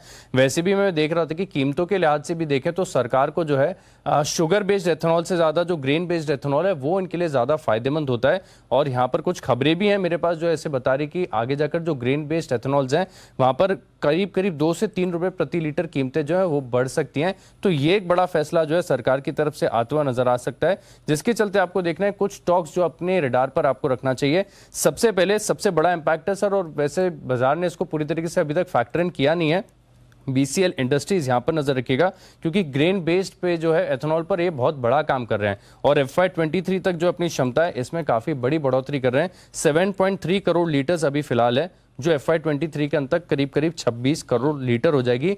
बड़ा निवेश यहां पर करने जा रहे हैं। इसके अलावा गुजरात एल्कलीज पर भी नजर रखिएगा, क्योंकि इन्होंने गेल के साथ कुछ दिन पहले ग्रेन बेस्ड एथेनॉल के लिए करार किया है। ग्लोबल स्पिरिट्स और इंडिया ग्लाइकोल्स, इनके दोनों जो प्लांट्स हैं इनको ऑलरेडी अप्रूवल मिल चुका है अपने प्लांट से ग्रेन बेस्ड एथेनॉल बनाने के लिए। तो यहाँ पर सर आपको फोकस रखना चाहिए। हालांकि ग्रेन बेस्ड डिस्टिलरी की कॉस्ट थोड़ी ज्यादा होती है, इसलिए उनके लिए इतना आसान नहीं है। तो मेरे ख्याल से जो 20% ब्लेंडिंग वाला फाइनल हुआ है वो सबसे ज़्यादा फायदा बलरामपुर चीनी को ही पहुंचाएगा, जिनके लिए ऑलरेडी है, तो उनके पास है ही है। और ग्रेन में तो आप देखो ना, सबके दाम बढ़ रहे हैं खाने पीने की चीज़ों के, है ना। तो इतना सबके गेहूं मक्का ये जिस से बनाते हैं उनके सबके दाम, तो अल्टीमेटली बनेगी तो शुगर से ही, और शुगर से बनेगी तो बलरामपुर चीनी मेरे ख्याल से उनके लिए बेस्ट है। वो कैपेसिटी भी लगभग दुगनी से ज़्यादा कर रहे हैं। वो कितना है, 160 के LPD से 360 कुछ करने जा रहे हैं। तो मेरे ख्याल से स्टॉक तो एक ही है बलरामपुर। बायबैक भी किया था, बिल्कुल कैश रिच बेस्ट है, मार्केट लीडर। तो शुगर वगैरह में जब रहना तो मार्केट लीडर के साथ रहने में ज़्यादा समझदारी है, इसमें कोई डाउट ही नहीं है। और ये बहुत ही बढ़िया मूव है। 20% अब चूंकि ऑलरेडी ऑथोराइज हो चुका है और संशोधन हो चुका है, तो मेरे ख्याल से ये काफ़ी हद तक पॉलिसी सपोर्ट मिलेगा। और एक चीज़ देखिए दीप, मैंने ये मतलब पहला ऐसा मामला है क्लीन फ्यूल वाला, EV वाला, जिसमें सरकार बहुत स्ट्रांगली पॉलिसी बनाने में मतलब एक कदम आगे रही है। एब्सोल्युटली सर, मतलब वो करना ही है टाइप्स मेरे ख्याल से। तो ये लगातार नितिन गडकरी साहब है ना, तो वो पुश कर रहे हैं इसके लिए। पुश जबरदस्त, तो उन्होंने बहुत मतलब जबरदस्त पुश किया है। तो आई थिंक ये है वो स्टॉक्स जो एक्शन में, और कल भी हम बात कर भी रहे थे 420-22 के आसपास एक बड़ा ब्रेकआउट हुआ है, तो 430 के ऊपर निकलता हुआ आपके लिए ये स्टॉक। और जरा एक बार सुमित जी से चार्ट पर राय ली जाए, बलरामपुर चीनी। सुमित जी बताइए। अनिल जी, मुझे लग रहा है कि ये स्टॉक के अंदर पोजीशंस होल्ड करके चले। स्टॉक एक गिरावट के बाद वापस से अपमूव दिखाने का शुरुआत किया है और 200 DMA लेवल से ये पलटा है ऊपर की तरफ। 428-430 के आसपास पोजीशंस होल्ड करें, कोई भी डिप आता है तो फ्रेश खरीदारी करें। यहां से स्टॉक में ऊपर में 450 से 460 ये इमीडिएट शॉर्ट टर्म के टारगेट होंगे, और पोजीशन टारगेट 480 रुपए तक के देखने को मिल सकते हैं बलरामपुर चीनी में। कोई भी डिप आता है तो खरीदारी करें, एग्जिस्टिंग पोजीशंस होल्ड रख के चलें। तो बलरामपुर तो आप रखनी है नजर। आशीष, और कौन से शुगर स्टॉक्स हैं जहां पर फोकस रहना चाहिए?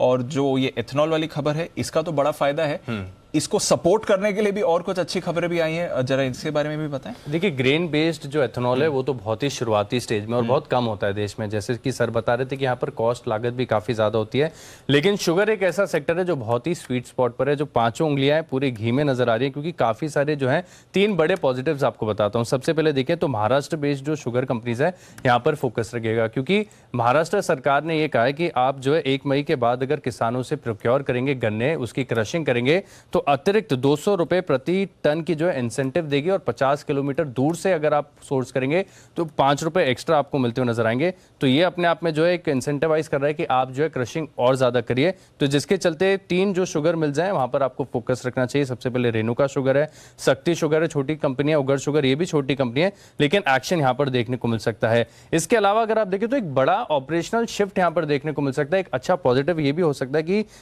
एक रिकमेंडेशन की है कि किसानों को जो भुगतान होता है, अभी क्या होता है कि 14 दिन के अंदर इनको करना पड़ता है, और चीनी इतनी जल्दी बिकती नहीं है। एथेनॉल मतलब एथेनॉल में तो पैसा आ जाता है, लेकिन चीनी इतनी जल्दी नहीं बिकती। तो इसको मिल्स के लिए और आसान बनाने के लिए क्या कर दिया गया है कि आप जो है 3 किश्तों में किसानों का पैसा देंगे। तो यहां पर भी अगर आप देखें तो ये भी काफी अच्छा पॉजिटिव है, जिसके चलते इनकी वर्किंग कैपिटल लोड जो है, वर्किंग कैपिटल रिक्वायरमेंट है, वो कम होती हुई नजर आएगी, क्योंकि आपको किसानों को जो पैसा है अब 3 किश्तों में देना होगा। इसके अलावा अंतर्राष्ट्रीय बाजारों में भी देखें तो एक्शन भरपूर देखने को मिल रहा है। खबरें मेरे पास ऐसी आ रही हैं कि ब्राजील में जो है कुछ गन्ने मिल, इन्होंने अपने एक्सपोर्ट के ऑर्डर जो है वो रद्द कर दिए। वहां पर भी शुगर की शॉर्टेज की कुछ इनिशियल खबरें आ रही हैं, इसके चलते एक्सपोर्ट के ऑर्डर्स बंद कर दिए गए, और इसका असर आपको अंतर्राष्ट्रीय बाजारों में जो शुगर के फ्यूचर्स हैं यहां पर भी देखने को मिल रहा है, क्योंकि 20 सेंट के जो पास हैं ये शुगर के फ्यूचर्स निकल गए हैं, वहां से ज्यादा तेजी आ गई है। तो शुगर अगर आप देखें तो बहुत ही स्वीट स्पॉट पर है। तो शुगर बहुत ही बढ़िया स्पॉट पर है।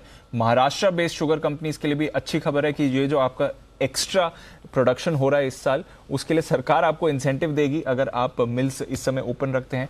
एथेनॉल के लिए तरफ डाइवर्ट करें तो भी अच्छी बात है। अदरवाइज तो है ना, सारी स्टोरी आपकी एथेनॉल की बन रही थी। एग्जैक्टली। महाराष्ट्र में जो कंपनी उनके लिए शुगर की भी स्टोरी बन गई। 200 रुपए अगर आपको इंसेंटिव मिल रहा है पर क्विंटल, पर टन, सॉरी, हाँ पर टन, तो ये तो बढ़िया चीज, बड़ी तो राहत की बात आ रही है शुगर कंपनीज के लिए। एक से एक अच्छी खबर ही इस स्पेस पर आपको आती हुई दिखी है। आइए एक कॉल लेते हैं मोदी जी की तरफ से, मुनाफे वाली मुद्दत।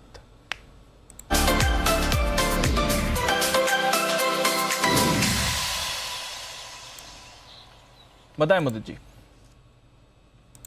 दीपी, कैश का स्टॉक रडार पर आया है, जहां पर ब्रेकआउट देखने को मिल रहा है।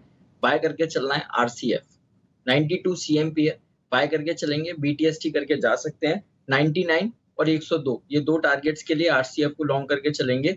स्टॉप लॉस रहेगा 88 का। देखिए जिस तरह के स्ट्रक्चर बनाया, बॉटम करीब स्टॉक ने 81 82 के आसपास बनाया, वहां पे 200 डेमा से सपोर्ट लेके इस काउंटर में बाइंग देखने को मिली। आज के सेशन में सारे शॉर्ट टर्म मूविंग एवरेजेस के ऊपर ये काउंटर निकल गया, जो प्रीवियस स्विंग हाई था उसके भी ऊपर ये काउंटर यहाँ पर ट्रेड होता हुआ नजर आ रहा है। वॉल्यूम के साथ बाइंग नजर आ रही है, हमें लग रहा है बिल्कुल BTST करनी चाहिए। 99 और 102 के टारगेट्स कल के सेशन तक नजर आ सकते हैं। आरसीएफ को लॉन्ग करके चलेंगे, स्टॉप लॉस रहेगा 88 का। आरसीएफ में खरीदारी करने की राय मोदी जी की तरफ से। सुमित जी की तरफ से भी क्या राय आ रही है, सुन लेते हैं बिगुल के बाद।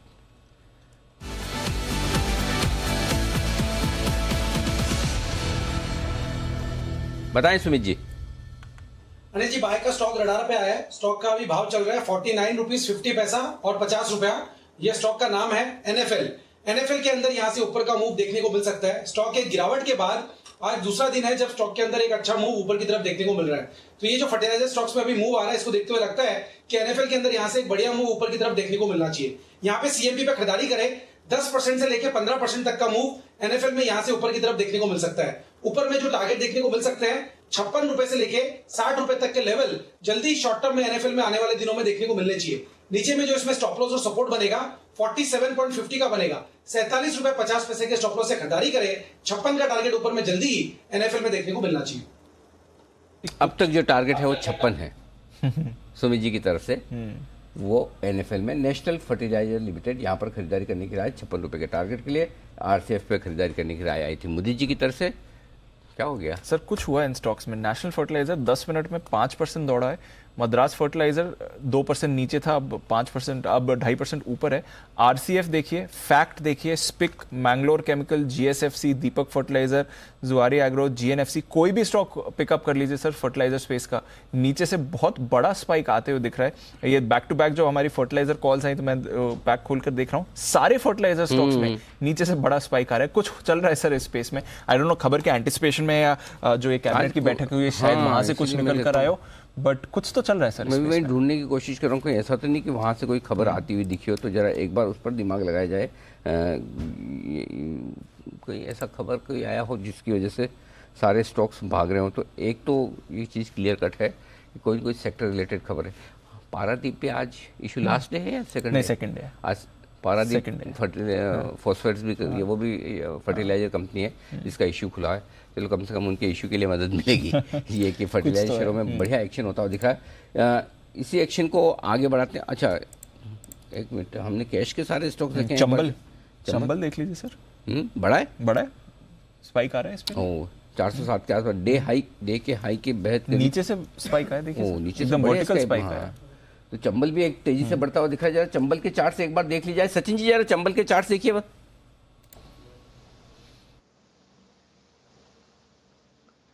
जी यहाँ पर तो अभी तक जो एक्सपेंशन हुआ है वो कल की फॉलोअप एक्शन ही नजर आ रही है। मुझे लग रहा है जिस तरीके से इसने वापस अपने 200 डे एक्सपोनेंशियल मूविंग एवरेज को गेन किया है, तो लगभग जो इसका अपर बाउंड है 420-425 के आसपास का, मुझे लग रहा है वो पर्टिकुलर बाउंड वापस एक बार रिविजिट होना चाहिए। बट मोटा मोटी इमीडिएट बेसिस पे तो 398, 395 से लेके 425 इसी पर्टिकुलर जोन में ऑस्किलेशन ही नजर आ रहा है। तो इमीडिएट बेसिस पे अगर किसी ने लॉन्ग पोजीशन बनाई है तो रिटेन करने की सलाह होगी। बट स्टॉप लॉस अभी आपको यहाँ से 405 के आसपास ही लगाना है और 420-25 के रेंज में आपको पोजीशन रिव्यू करनी है। नतीजे आने वाले हैं चंबल के, ये भी ध्यान में रखें। और नतीजे कोरोमंडल के जो आए हैं उसको देखकर अगर आप अंदाजा लगाना चाहें तो तोड़फोड़ जबरदस्त मजबूत नतीजों की उम्मीद आप चंबल से भी कर सकते हैं। और कोरोमंडल से मुझे याद आया, ओहो कोरोमंडल आइए, दो जनों के चेहरे पे बड़ी भारी मुस्कुराहट है। जरा वागले साहब और बंसल जी जरा दोनों को दिखाइए। अच्छा वागले साहब आज क्लोजिंग शो में है नहीं।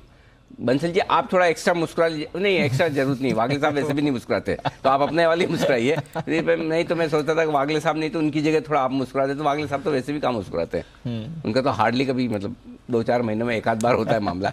तो आइए ये आपकी मुस्कुराहट कोरोमंडल के लिए अच्छी खबरें आती हुई दिख रही है। चार्ट पर अपनी राय दीजिए। अनिल जी ये मुस्कुराहट कोरोमंडल के लिए नहीं है अनिल जी, ये मुस्कुराहट है आपकी पंच लाइन के लिए। और अनिल जी मैं ही नहीं, मतलब कि जो भी सुना है, जिसने भी सुना है वो अनिल जी एक्स्ट्रा ही मुस्कुराया है। तो अनिल जी ये स्टॉक के ऊपर में 982 के टारगेट्स दिए हुए हैं और पैटर्न काफी बढ़िया है। इनफैक्ट पूरे मार्केट में अगर आप देखें तो एकमात्र स्टॉक है जो लाइफ टाइम हाइस के एकदम नियर बाई चल रहा है। तो अनचार्टेड टेरिटरी, खुले नीले आकाश में उड़ने के लिए तैयार है। तो इन स्तरों पर करेक्शन पर खरीदारी की राय है। मेरा पहला टारगेट अनिल जी 982 का है और जैसा सुबह वादा करा था और साथ में इरादा भी है 982 के लेवल्स आएंगे तब इसको रिव्यू करेंगे। ओके तो ये है आपके लिए कोरोमंडल पर राय इस वक्त आती दिख रही। फर्टिलाइजर शेयरों पर कल के लिए नजर जरूर रखिएगा। जिस तरह का आखिरी आधे घंटे का एक्शन होता दिख रहा है, ये दिखा रहा है कि कोई न कोई बढ़िया और बड़ी खबर आने की तैयारी में। इस बीच मूडीज का मूड भारत को लेकर बेहतर होता हुआ दिख रहा है, होना भी चाहिए, क्यों ना हो। रूस यूक्रेन संकट का भारतीय अर्थव्यवस्था पर कोई खास असर नहीं है और भारतीय अर्थव्यवस्था कोरोना के बाद तेजी से पटरी पर लौटती हुई दिख रही है। मूडीज को अब पता चला है जो हमें पहले पता चल चुका था, लेकिन चलिए बढ़िया है, देर आए दुरुस्त आए। तो लेकिन मूडीज ने भारतीय इकोनॉमी के लिए कुछ अच्छा कहा है, ये आप देख सकते हैं। इस वक्त आपकी स्क्रीन पर फ्लैश होता हुआ दिख रहा है। तो मूडीज प्रसन्न है, मूड अच्छा है हिंदुस्तान और हिंदुस्तान की इकोनॉमी को लेकर। बैक ऑन ट्रैक, अपग्रेड करो ना, अगर ऐसे ही है तो खाली बोल बच्चन। हाँ, कितने साल से पता नहीं बनता है अपग्रेड करना है 100%। अरे हमारा अकेला देश है जिसने आज तक 75 साल के इतिहास में कभी डिफॉल्ट नहीं किया, कभी नहीं किया। वो यूरोप के छोटे ऐसे देश हैं जो कई बार डिफॉल्ट कर चुके हैं और मतलब लूटने बिकने की कगार पे आ गए थे। ग्रीस, पोर्चुगल वगैरह, स्पेन वगैरह, उनकी रेटिंग हमसे ज़्यादा है। मतलब कुछ तो मतलब कोई मतलब इतनी पक्षपात की भी समझ में नहीं आता सर। 5th लार्जेस्ट इकोनॉमी और उसमें भी आप ऐसे थोड़ी रेटिंग एजेंसीज को बॉलीवुड की पुलिस की तरह माना जाता है। सब काम हीरो कर दे, उसके बाद लास्ट में जाके वो कहते हैं कि हाँ। मुझे याद नहीं है पिक्चर का नाम, उसका तो बहुत जोरदार था वो। उसमें एक फिल्म है, उसमें ऐसे बॉलीवुड की मूवी थी जिसमें हीरो है, उसने विलेन को मार दिया। बाद में असरानी पुलिस इंस्पेक्टर होते हैं, उसमें वो पहुंचते हैं, जाके देखते हैं, हाथ लगा देखते, ओह मर गया, अरेस्ट कर लो इसको।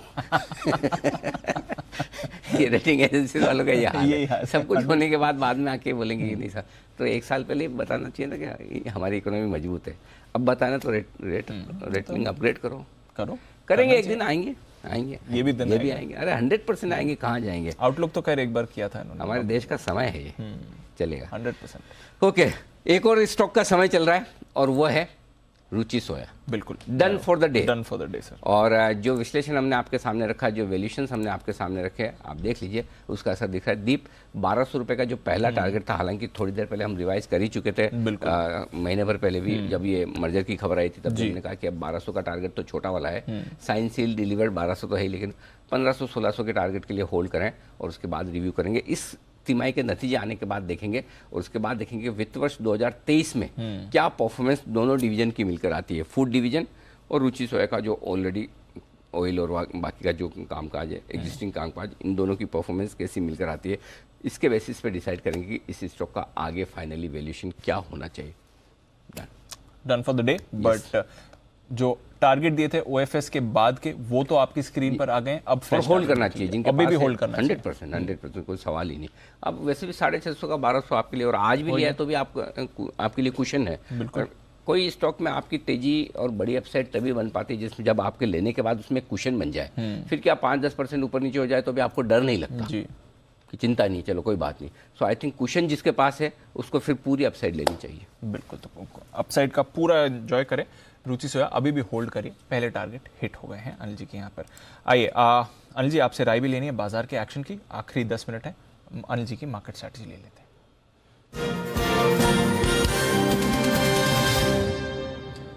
तो डाउ फ्यूचर्स थोड़ा संभले हैं, 80 पॉइंट नीचे थे जब शो की शुरुआत करी थी, उसके सामने अभी सिर्फ 40 पॉइंट ही नीचे आपको दिख रहे हैं। नाज़रेक फ्यूचर्स भी हल्का संभले हैं, बट वैसे आधा % नीचे है। यूरोप एकदम फ्लैट है, कच्चा तेल 113-114 की रेंज में ही ट्रेड कर रहा है। ब्रेंट अभी भी नाइमेक्स के हिसाब से देखें तो डिस्काउंट पर ही है। हमारे बाजार भी लगभग वहीं पर है, थोड़ा बैंक निफ्टी और फिसला है, बट निफ्टी ऑलमोस्ट सपाट ही है। क्या करके जाना है सर? देखिए, फ्रेश पोजीशन बनाने के लिए आप कल भी इंतजार कर सकते हैं और चाहे तो अभी भी ले सकते हैं। 16,000 के पुट के साथ अगर आपकी तेजी की पोजीशन है तो उसे हेज करें। शॉर्ट पोजीशन है तो 16,500 के कॉल के साथ हेज करें और बनाए रखें। फ्रेश करना चाहें वैसे ले सकते हैं, नहीं तो कल सुबह भी देख लें तो कोई दिक्कत वाली बात नहीं, क्योंकि डाउ फ्यूचर में थोड़ी सुस्ती दिख रही है। ऐसा नहीं लगता कि अब वो पहले वाली बात नहीं कि जहां 500-700 पॉइंट डाउ फ्यूचर ऊपर नीचे हो जाएगा। तो आई थिंक थोड़ी छोटी मोटी रेंज में ही बंद होंगे, तो इसलिए कल भी आपको मिल सकता है, कोई दिक्कत वाली बात नहीं है। रुझान अभी भी तेजी का बरकरार है। 18 पॉइंट नीचे बंद होने से मुझे कोई फर्क नहीं पड़ता। 16,200 के नीचे से मेरी मंदी शुरू होती है आज, जो हुई नहीं है, और परफेक्ट रेंज 16,400 पे जाके रुका भी है। तो अगर आपको डर लगता है या आपकी रिस्क लेने की ताकत कम है, कल सुबह कर लीजिएगा, कोई दिक्कत नहीं। 9-8 पे भी तो मौका देता है, दिन भर भी मौका देता है। और जिनकी रिस्क लेने की ताकत कम है, एक्चुअली उनको ओवरनाइट रखना भी कमी चाहिए। बिल्कुल, सो सिंपल सी चीज़ है। सेम बैंक निफ्टी है, अगर आप लॉन्ग पोजीशन लेकर जा रहे हैं 33,800 या 33,900 का पुट ले लें। शॉर्ट है 34,500 34,600 का कॉल ले लें, सिंपल। बाकी अपनी पोजीशन है उसे होल्ड करें, नई पोजीशन के लिए कल सुबह।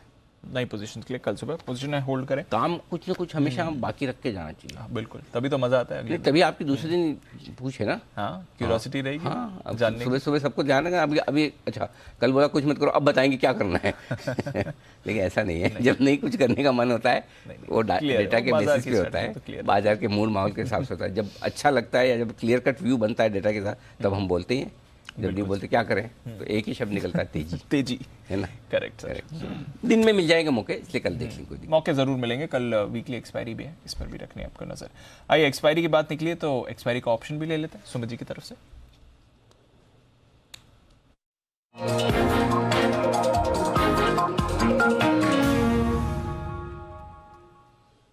बताएं सर। दीपांशु, मुझे लग रहा है कि अब यहां से वापस से निफ्टी के अंदर बाय का मूव बनना चाहिए। तो पूरे दिन की एक अच्छी खासी साइडवेज मूव और करेक्शन के बाद अब यहां पे वापस से कॉल लेना चाहिए कल के लिए। तो निफ्टी का 16,150 का कॉल 125-130 के बीच में अभी ट्रेड कर रहा है। निफ्टी का 16,150 का कॉल यहाँ पे सीएमपी पे लेने का सलाह रहेगा। 75 रुपए के इसके अंदर नीचे में स्टॉप लॉस लगाए, 125 में खरीदारी करें, 175 और 225 ये ऊपर में टारगेट रहेगा। तो यहां से वापस से निफ्टी में ऊपर का मूव देखने को मिलना चाहिए। इसके लिए 16,150 का कॉल लेने का सलाह है, 175 से 225 के टारगेट्स के लिए 75 के स्टॉप लॉस से। तो 75 के स्टॉप लॉस के साथ खरीदारी करें। 150 का कॉल आज सही वक्त पर सुमित जी ने 16,300 का पुट खरीदवाया था, वहां से बाजार फिसला भी, अच्छी मूव्स मिले। अब वापस कल के लिए आप एक बाउंस बैक ट्रेड ले सकते हैं। यहाँ पर 16,150 का कॉल खरीद कर जाएं। आइए बैन से बेनिफिट जान लेते हैं अपडेट आशीष के साथ।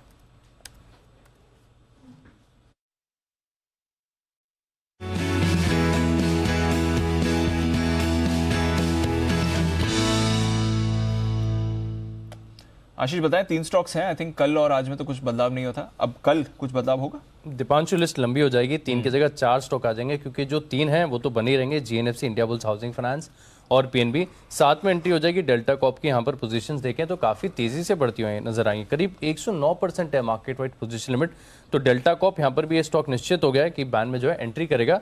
बाकी जो तीनों स्टॉक हैं वो बैन में बने रहेंगे।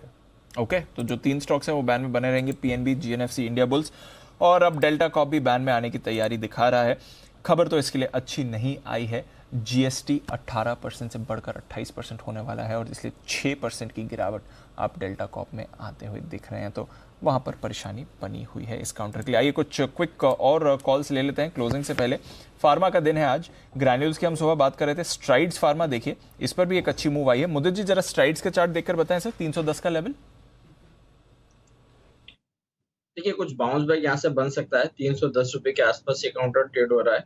हायर साइड में अगर देखेंगे 325 से 330 तक के अपसाइड में देखने को मिल सकते हैं, तो यहाँ पर पोजीशन थोड़ा सा बाय करके चल सकते हैं। 330 तक के टारगेट के लिए स्ट्रिक्ट स्टॉप लॉस रहेगा 299 का। 2 दिनों में 150 रुपए की मूव आ गई है इसमें, 2 दिनों से लगातार वायदा कारोबार के टॉप गेनर्स में शामिल था। अब क्या व्यू बनता है एमसीएक्स पर? 1150 से अब 1300 आ गया है।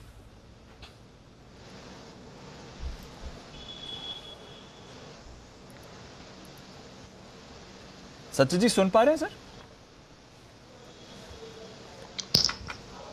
सॉरी दिवांशु, यहाँ पर एमसीएक्स के बारे में क्वेश्चन है राइट? यस, बताएं सर।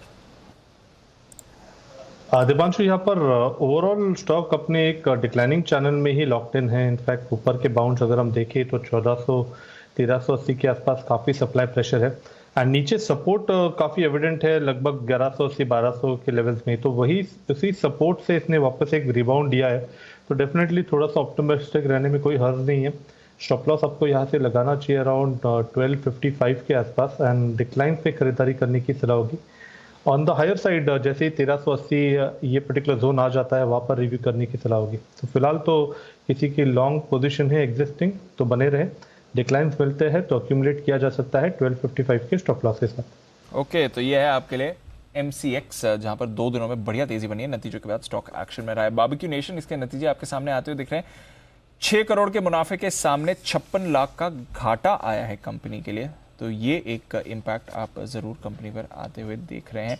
एक डिफर्ड टैक्स एडजस्टमेंट भी है जिसकी वजह से आप ये घाटा आते हुए देख रहे हैं, तो उसका आप नज़र रखें। ये है आपके लिए बारबेक्यू नेशन इस समय। आई की बात करें तो अच्छी बढ़त, ठीक ठाक बढ़त दिखी है। 226 करोड़ से बढ़कर 251 करोड़ की आय यहाँ पर आपने आती हुई देखी है। हल्की हल्की आय इनकी जरूर बढ़कर आई है। 5 लाख का, माफ कीजिएगा 56 लाख की जगह 5 लाख का घाटा है 6 करोड़ के मुनाफे के सामने। ये है आपके लिए बारबेक्यू नेशन। 6.5 करोड़ के लगभग मुनाफे के सामने 5 लाख का घाटा आते हुए दिखा है बारबेक्यू नेशन के लिए। ये अपडेट है कंपनी के लिए। आय में हल्की सी बढ़त जरूर आपने देखी है, बट ओवरऑल परफॉर्मेंस घाटे की रही है बॉटम लाइन फ्रंट पर। आइए एक दो और काउंटर्स पर जल्दी से नजर डालते हैं इससे पहले कि बाजार क्लोजिंग की तरफ मूव करें। ग्रैन्यूल्स औरो यहाँ पर भी अच्छी मूव आपने आती हुई देखी। मैरिको के लिए आज अच्छा दिन था और टाटा कंज्यूमर में भी आपने बढ़िया मूव देखी। तो ये कुछ काउंटर्स थे जिन्होंने आउट परफॉर्म करा और HUL ये भी आपको अच्छी तेजी दिखाते गया। तो आज जो सुबह हम बात कर रहे थे कि FMCG चुनिंदा काउंटर्स आउट परफॉर्म कर सकते हैं, टाटा कंज्यूमर निफ्टी का टॉप गेनर रहा है आज के लिए। HUL 2% ऊपर पूरा सहारा इसने दिया और ITC नतीजों से पहले यहाँ पर भी हल्की फुल्की खरीदारी तो आई ही है। सीमेंट स्टॉक्स में बाउंस बैक था। श्री सीमेंट, अल्ट्राटेक दोनों ACC अंबुजा डील के बाद 2 दिन फिसले थे, आज बाउंस बैक करा है इन्होंने। अदानी पोर्ट्स यहाँ पर 2% की खरीदारी थी। हिंडाल्को पर बाउंस बैक कल का आज भी एक्सटेंड होते हुए दिखा। Bajaj auto, Britannia, Grasim, Hero MotoCorp, UPL, Maruti, doctor Reddy's, M&M, ये कुछ काउंटर्स है जहां पर खरीदारी दिखी। पावर ग्रिड, BPCL निफ्टी के टॉप लूजर्स रहे। टाटा मोटर्स पर था दबाव। Tech Mahindra, SBI, Bharti Airtel नतीजों के बाद फिसलते हुए दिखा। साथ ही L&T, JSW steel, NTPC, HCL tech, Tata steel, Infosys, ICICI bank, Titan, कुछ और कंपनीज यहां पर आपने वीकनेस बनती हुई देखी है। वायदा कारोबार की तरफ आए, 6% के साथ MCX आपका टॉप गेनर रहा। पेट्रोनेट पर 5% की तेजी दिखी। ग्रैन्यूल्स पर अच्छा रिएक्शन था आज। PI इंडस्ट्रीज नतीजों के बाद ये मजबूत था। Marico, Gujarat gas, Persistent Systems, L&T Tech, Biocon, Strides, Mphasis, Cipla, Balrampur Chini, Divi's laboratories, Dabur, Indus towers, Godrej consumers और साथ ही GSPL, यहाँ पर भी आपने पॉजिटिव मोमेंटम देखा है। दूसरी तरफ मेट्रोपोलिस और डॉक्टर लाल टॉप लूजर्स एक बार फिर से वायदा कारोबार के कोई राहत के संकेत नहीं आ रहे हैं जब से ये टाटा 1MG के लोअर कॉस्ट टेस्ट की खबर आई है। डेल्टा कॉप, कसिनोज पर GST 18% से बढ़कर 28% हो सकता है, उसका रिएक्शन। IOC, HPCL, BPCL तीनों फिसले हैं। इसके साथ ही DLF पर वीकनेस आपने देखी है नतीजों के बाद का रिएक्शन। बंधन bank, bank of Baroda, Canara bank, AU small finance bank. तो जो एक बात अनिल जी ने कही थी कि बैंक्स पर रखिए नजर, प्राइवेट बैंक्स ठीक परफॉर्म कर सकते हैं, PSU बैंक्स पर दबाव आ सकता है। देखिए आज लगभग सारे PSU बैंक्स फिसलते हुए आपको दिखे। Oberoi realty, Indian hotels, Ambuja cement, Tata comm entertainment, L&T Infotech, ICICI Lombard और टोरेंट पावर, कुछ और काउंटर्स थे जहां पर आपको वीकनेस दिखी। अनिल जी बाजार थोड़ा फिसले हैं, बट एक फैक्टर है जहां पर रखनी है नजर। LIC कल की सुस्त लिस्टिंग के बाद लगभग इशू प्राइस के आसपास कल क्लोज हुआ था, उसी लेवल पर आज है। तो आज पूरे मार्केट एक्शन में ठीक ठाक वॉल्यूम्स रहे, बट LIC का स्टॉक कहीं नहीं गया। जहां कल की क्लोजिंग थी उसी के लेवल के पास आज LIC दिखा। तो फर्दर सेलिंग प्रेशर LIC में आज के बाजार में तो आपको एटलीस्ट नहीं दिखा है। अचीवमेंट नहीं गिर रहा, नहीं गिर रहा है इस समय। नहीं गिर रहा है, अचीवमेंट ही मानिए। मतलब पॉजिटिव सोचना है तो अचीवमेंट ही मानिए। तो ये है आपके लिए। एक और स्टॉक है जी शिपिंग, जो तेजी से बढ़ा है। परसों ही राजेश पालीवाल साहब ने लॉन्ग टर्म पिक के तौर पर दिया था SPL में। उनका टारगेट था 445-50 की, वो आई गया आज। जी लॉन्ग टर्म मतलब 2 दिन होता है, 2 दिन ही है। वही आपकी राजेश जी तो पूछना पड़ेगा उससे। जो थ्योरी है आपकी वो लॉन्ग टर्म, लेकिन वो थ्योरी बहुत सही है दीप, सही चल रही है। मंदी के जब तेजी के मार्केट के बाद जब करेक्शन आता है ना, तब लेने का ये सबसे बढ़िया तरीका है। लॉन्ग टर्म सोच के लो, शॉर्ट टर्म में पैसे बन जाते हैं। और शॉर्ट टर्म सोचेगा आज लेकर लो और एक दिन गिर गया तो आप टाइम कर ही नहीं पाओगे। तो देखो आप लॉन्ग टर्म वाले, इनफैक्ट आप एक चीज़ और नोटिस करना, मैंने नोटिस की है, हमारे ये जितने एक्सपर्ट इनसे भी पूछेंगे जो SPL में आते हैं, इनके लॉन्ग टर्म पिक वाले सबसे पहले ज़्यादा टारगेट हासिल करते हैं। बिल्कुल कायदे से तो देखा जाए तो पहले टारगेट शॉर्ट टर्म वाले के आने चाहिए, फिर पोजिशनल के आने चाहिए, लॉन्ग टर्म वाले के बाद में आने चाहिए। लेकिन मैक्सिमम कैसे मैंने सचिन जी सबसे ज़्यादा ट्रैक करते हैं। सचिन जी सही है कि गलत बताओ? जी अनिल जी, काफ़ी बार लॉन्ग टर्म और पोजिशनल के टारगेट्स काफी फ्रीक्वेंटली पहले पहुंच जाते हैं एंड शॉर्ट टर्म थोड़ा सा डिले होता है। हाँ बिल्कुल। तो इसका मतलब है कि जब व्यू आपका लॉन्ग टर्म रहना तो जल्दी बन जाता है मामला, और शॉर्ट टर्म व्यू तो फिर ये डाउ फ्यूचर सुस्त है। अब जागे 5 ही पॉइंट रह गए, वेट कर रहे थे। थोड़ी देर पहले, आधा घंटे पहले हो जाता, हमारे में बंद होते थे। ये लो 6 पॉइंट रह गए नीचे, पूरी रिकवरी आ गई। 100 पॉइंट नीचे थे, पूरी रिकवरी आई है, लेकिन ठीक है अब देर आए, कोई बात नहीं। नेस्डेक फ्यूचर 45 पॉइंट नीचे, प्रोविजनल क्लोजिंग में निफ्टी 19 पॉइंट नीचे बंद हुआ है, सेंसेक्स 100 पॉइंट नीचे बंद हुआ है, 138 पॉइंट नीचे बैंक निफ्टी बंद हुआ है। फाइनल क्लोजिंग आने की तैयारी में, थोड़ी देर में आएगी। तब तक हम शाम का प्रोग्राम आपको बता दें आज क्या है। फैट यानी कि मोटापा हटाने के लिए सर्जरी से 21 साल की एक एक्ट्रेस चेतना राज की मौत ने सभी को चौंका दिया है। ऐसे में लिपोसक्शन सर्जरी को लेकर अब कई बड़े सवाल उठने लगे हैं। महज कुछ ही घंटों की सर्जरी के बाद मोटापा कम करने के लिए लिपोसक्शन सर्जरी को एक आसान तरीका माना जाता है, लेकिन इस सर्जरी में कई सारी जोखिम है और कई बार ये जानलेवा भी साबित होती है। तो शाम 5 बजे आपकी खबर आपका फ़ायदा में हम इसी पर करेंगे बातचीत, समझेंगे कि आखिर लोग लिपोसक्शन जैसी सर्जरी की ओर रुख क्यों करते हैं, साइड इफ़ेक्ट क्या हैं, और साथ ही ये भी बात करेंगे कि क्या संतुलित डाइट और एक्सरसाइज से एक्स्ट्रा फैट यानी कि जो मोटापा है उसे कम नहीं किया जा सकता। इस पर और चर्चा करने के लिए हमारे साथ होंगे doctor Aditya Agarwal, vice chairman plastic surgery Medanta hospital के, श्रेया गोयल जी होंगी जानी मानी डाइटिशियन, और मिकी मेहता होंगे हमारे साथ, होलिस्टिक हेल्थ गुरु। इन तीनों से करेंगे हम मुलाकात।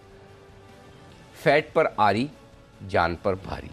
आरी मतलब समझ ना, जिस आरी से काटते हैं, हाँ, तो फैट काटने के लिए जो आरी चलाई जाती है वो जान पर भारी पड़ रही है एक्चुअली। लेकिन प्रॉब्लम वही है कि ये एक्सरसाइज और डाइट करके वजन घटाना है ना, बहुत टाइम कंज्यूमिंग प्रोसेस है, बहुत डिसिप्लिन चाहिए, बहुत मतलब विल पावर स्ट्रॉन्ग चाहिए, आसान है नहीं, बहुत मुश्किल है सर, बहुत कोशिश कर रहे हैं। हाँ, बहुत मुश्किल है। एक आसान तरीका है मेरे पास में बंसल जी के लिए। अच्छा, किस किस से नहीं होता जरा पूछ ले, किसके लिए मुश्किल है डाइट करना और ऐसे एक्सरसाइज करना?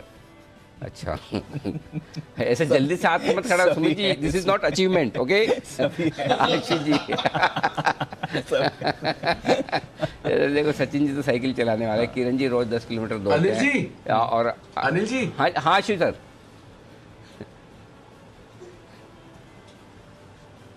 अनिल जी देखिए, एक्सरसाइज करना कोई मुश्किल नहीं है, एक्सरसाइज कर लेते हैं, वॉक भी करते हैं, जिमिंग भी हो जाती है, लेकिन प्रॉब्लम यह है कि अनिल जी जब उसका इफेक्ट ज्यादा नहीं आता तो जब कंप्लेंट करने जाते हैं तो सब कहते हैं कि 70-80% फूड है, 20% यही है। तो ये तो अनिल जी वही है कि 98% वॉल्यूम डेरिवेटिव्स में है, 20% कैश, 2% कैश में है। तो कैश में कितना वॉल्यूम कर लेंगे अनिल जी ब्रोकरेज जनरेट करने के लिए? तो अनिल जी वो 20% वाला तो हो जाता है, 80% वाला नहीं हो पाता। समस्या दोनों जगह है, ऑफिस में भी है और हेल्थ के साथ। लेकिन आशीष जी उसके लिए तो बहुत ईजी है, 20% अगर आप कर सकते हो, 80% के लिए मैं एक्सरसाइज बताता हूँ आपको, बहुत आसान है। ये वाली एक्सरसाइज गर्दन की है, ये इधर से इधर, इधर से इधर, इधर से इधर, जोर जोर से। जब भी कोई आपके सामने खाना रखे ये वाली एक्सरसाइज करिए, बस सिंपल, आपका 80% काम हो गया, डन। वही तो नहीं होता अनिल जी।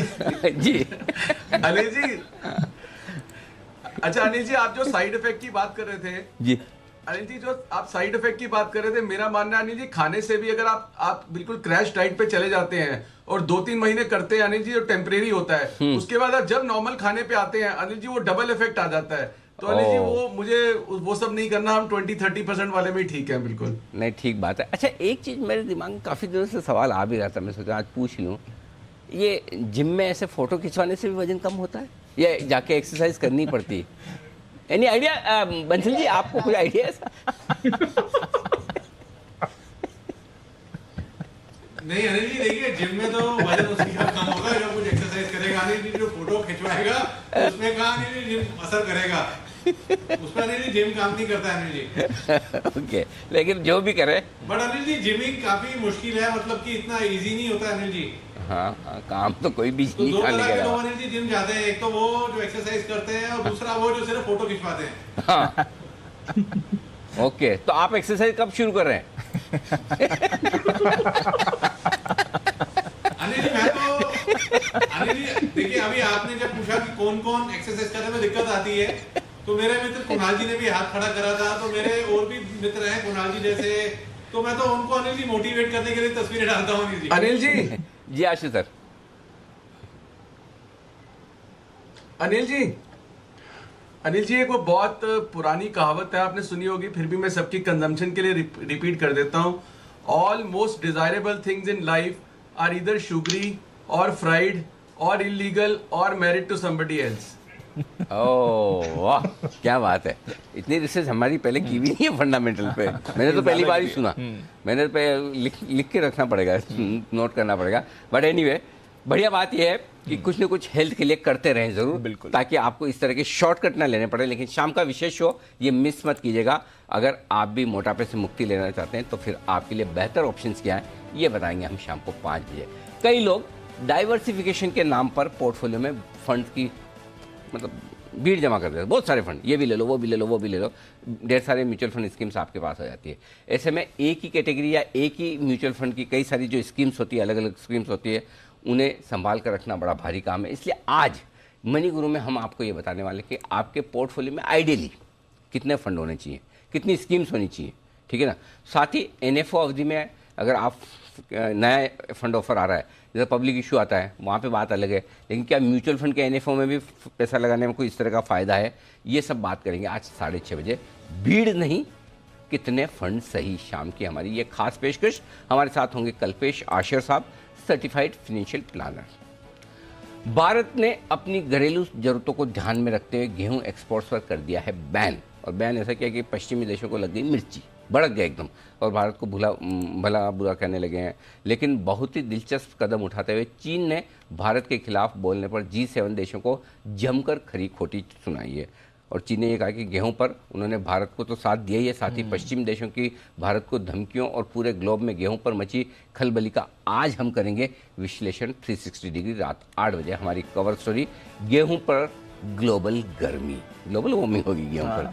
वंडरफुल। और चीन समर्थन दे रहा है। देखो कुछ तो होगा अंदर, उनका कुछ तो एजेंडा है, कुछ तो एजेंडा है, तो वो देखेंगे। आइए फाइनल क्लोजिंग आपके सामने 16,240 पर निफ्टी बंद होता हो 19 अंकों के नुकसान के साथ। कल 16,250 के ऊपर बंद हुआ था 10 पॉइंट, आज 16,250 के 10 पॉइंट नीचे बंद हुआ, तो कोई दिक्कत नहीं है। 109 पॉइंट नीचे है सेंसेक्स और 138 अंक नीचे बैंक निफ्टी बंद होता हुआ दिख रहा है। विदा लेने का कल क्या है, गुरुवार, बुधवार, थर्सडे, गुरुवार। ओ कल वीकली एक्सपायरी। अच्छा, कल किसी को भी छुट्टी नहीं हुई, वीकली एक्सपायरी है। तो कुणाल जी, राकेश जी समय से आ जाए, और सुमित जी, मुदित जी, आपका भी कल स्वागत रहेगा। आज के लिए आप चारों का धन्यवाद, और धन्यवाद सचिन जी का, आशीष सर का और किरण जी का भी हमारा साथ देने के लिए आज के शो में।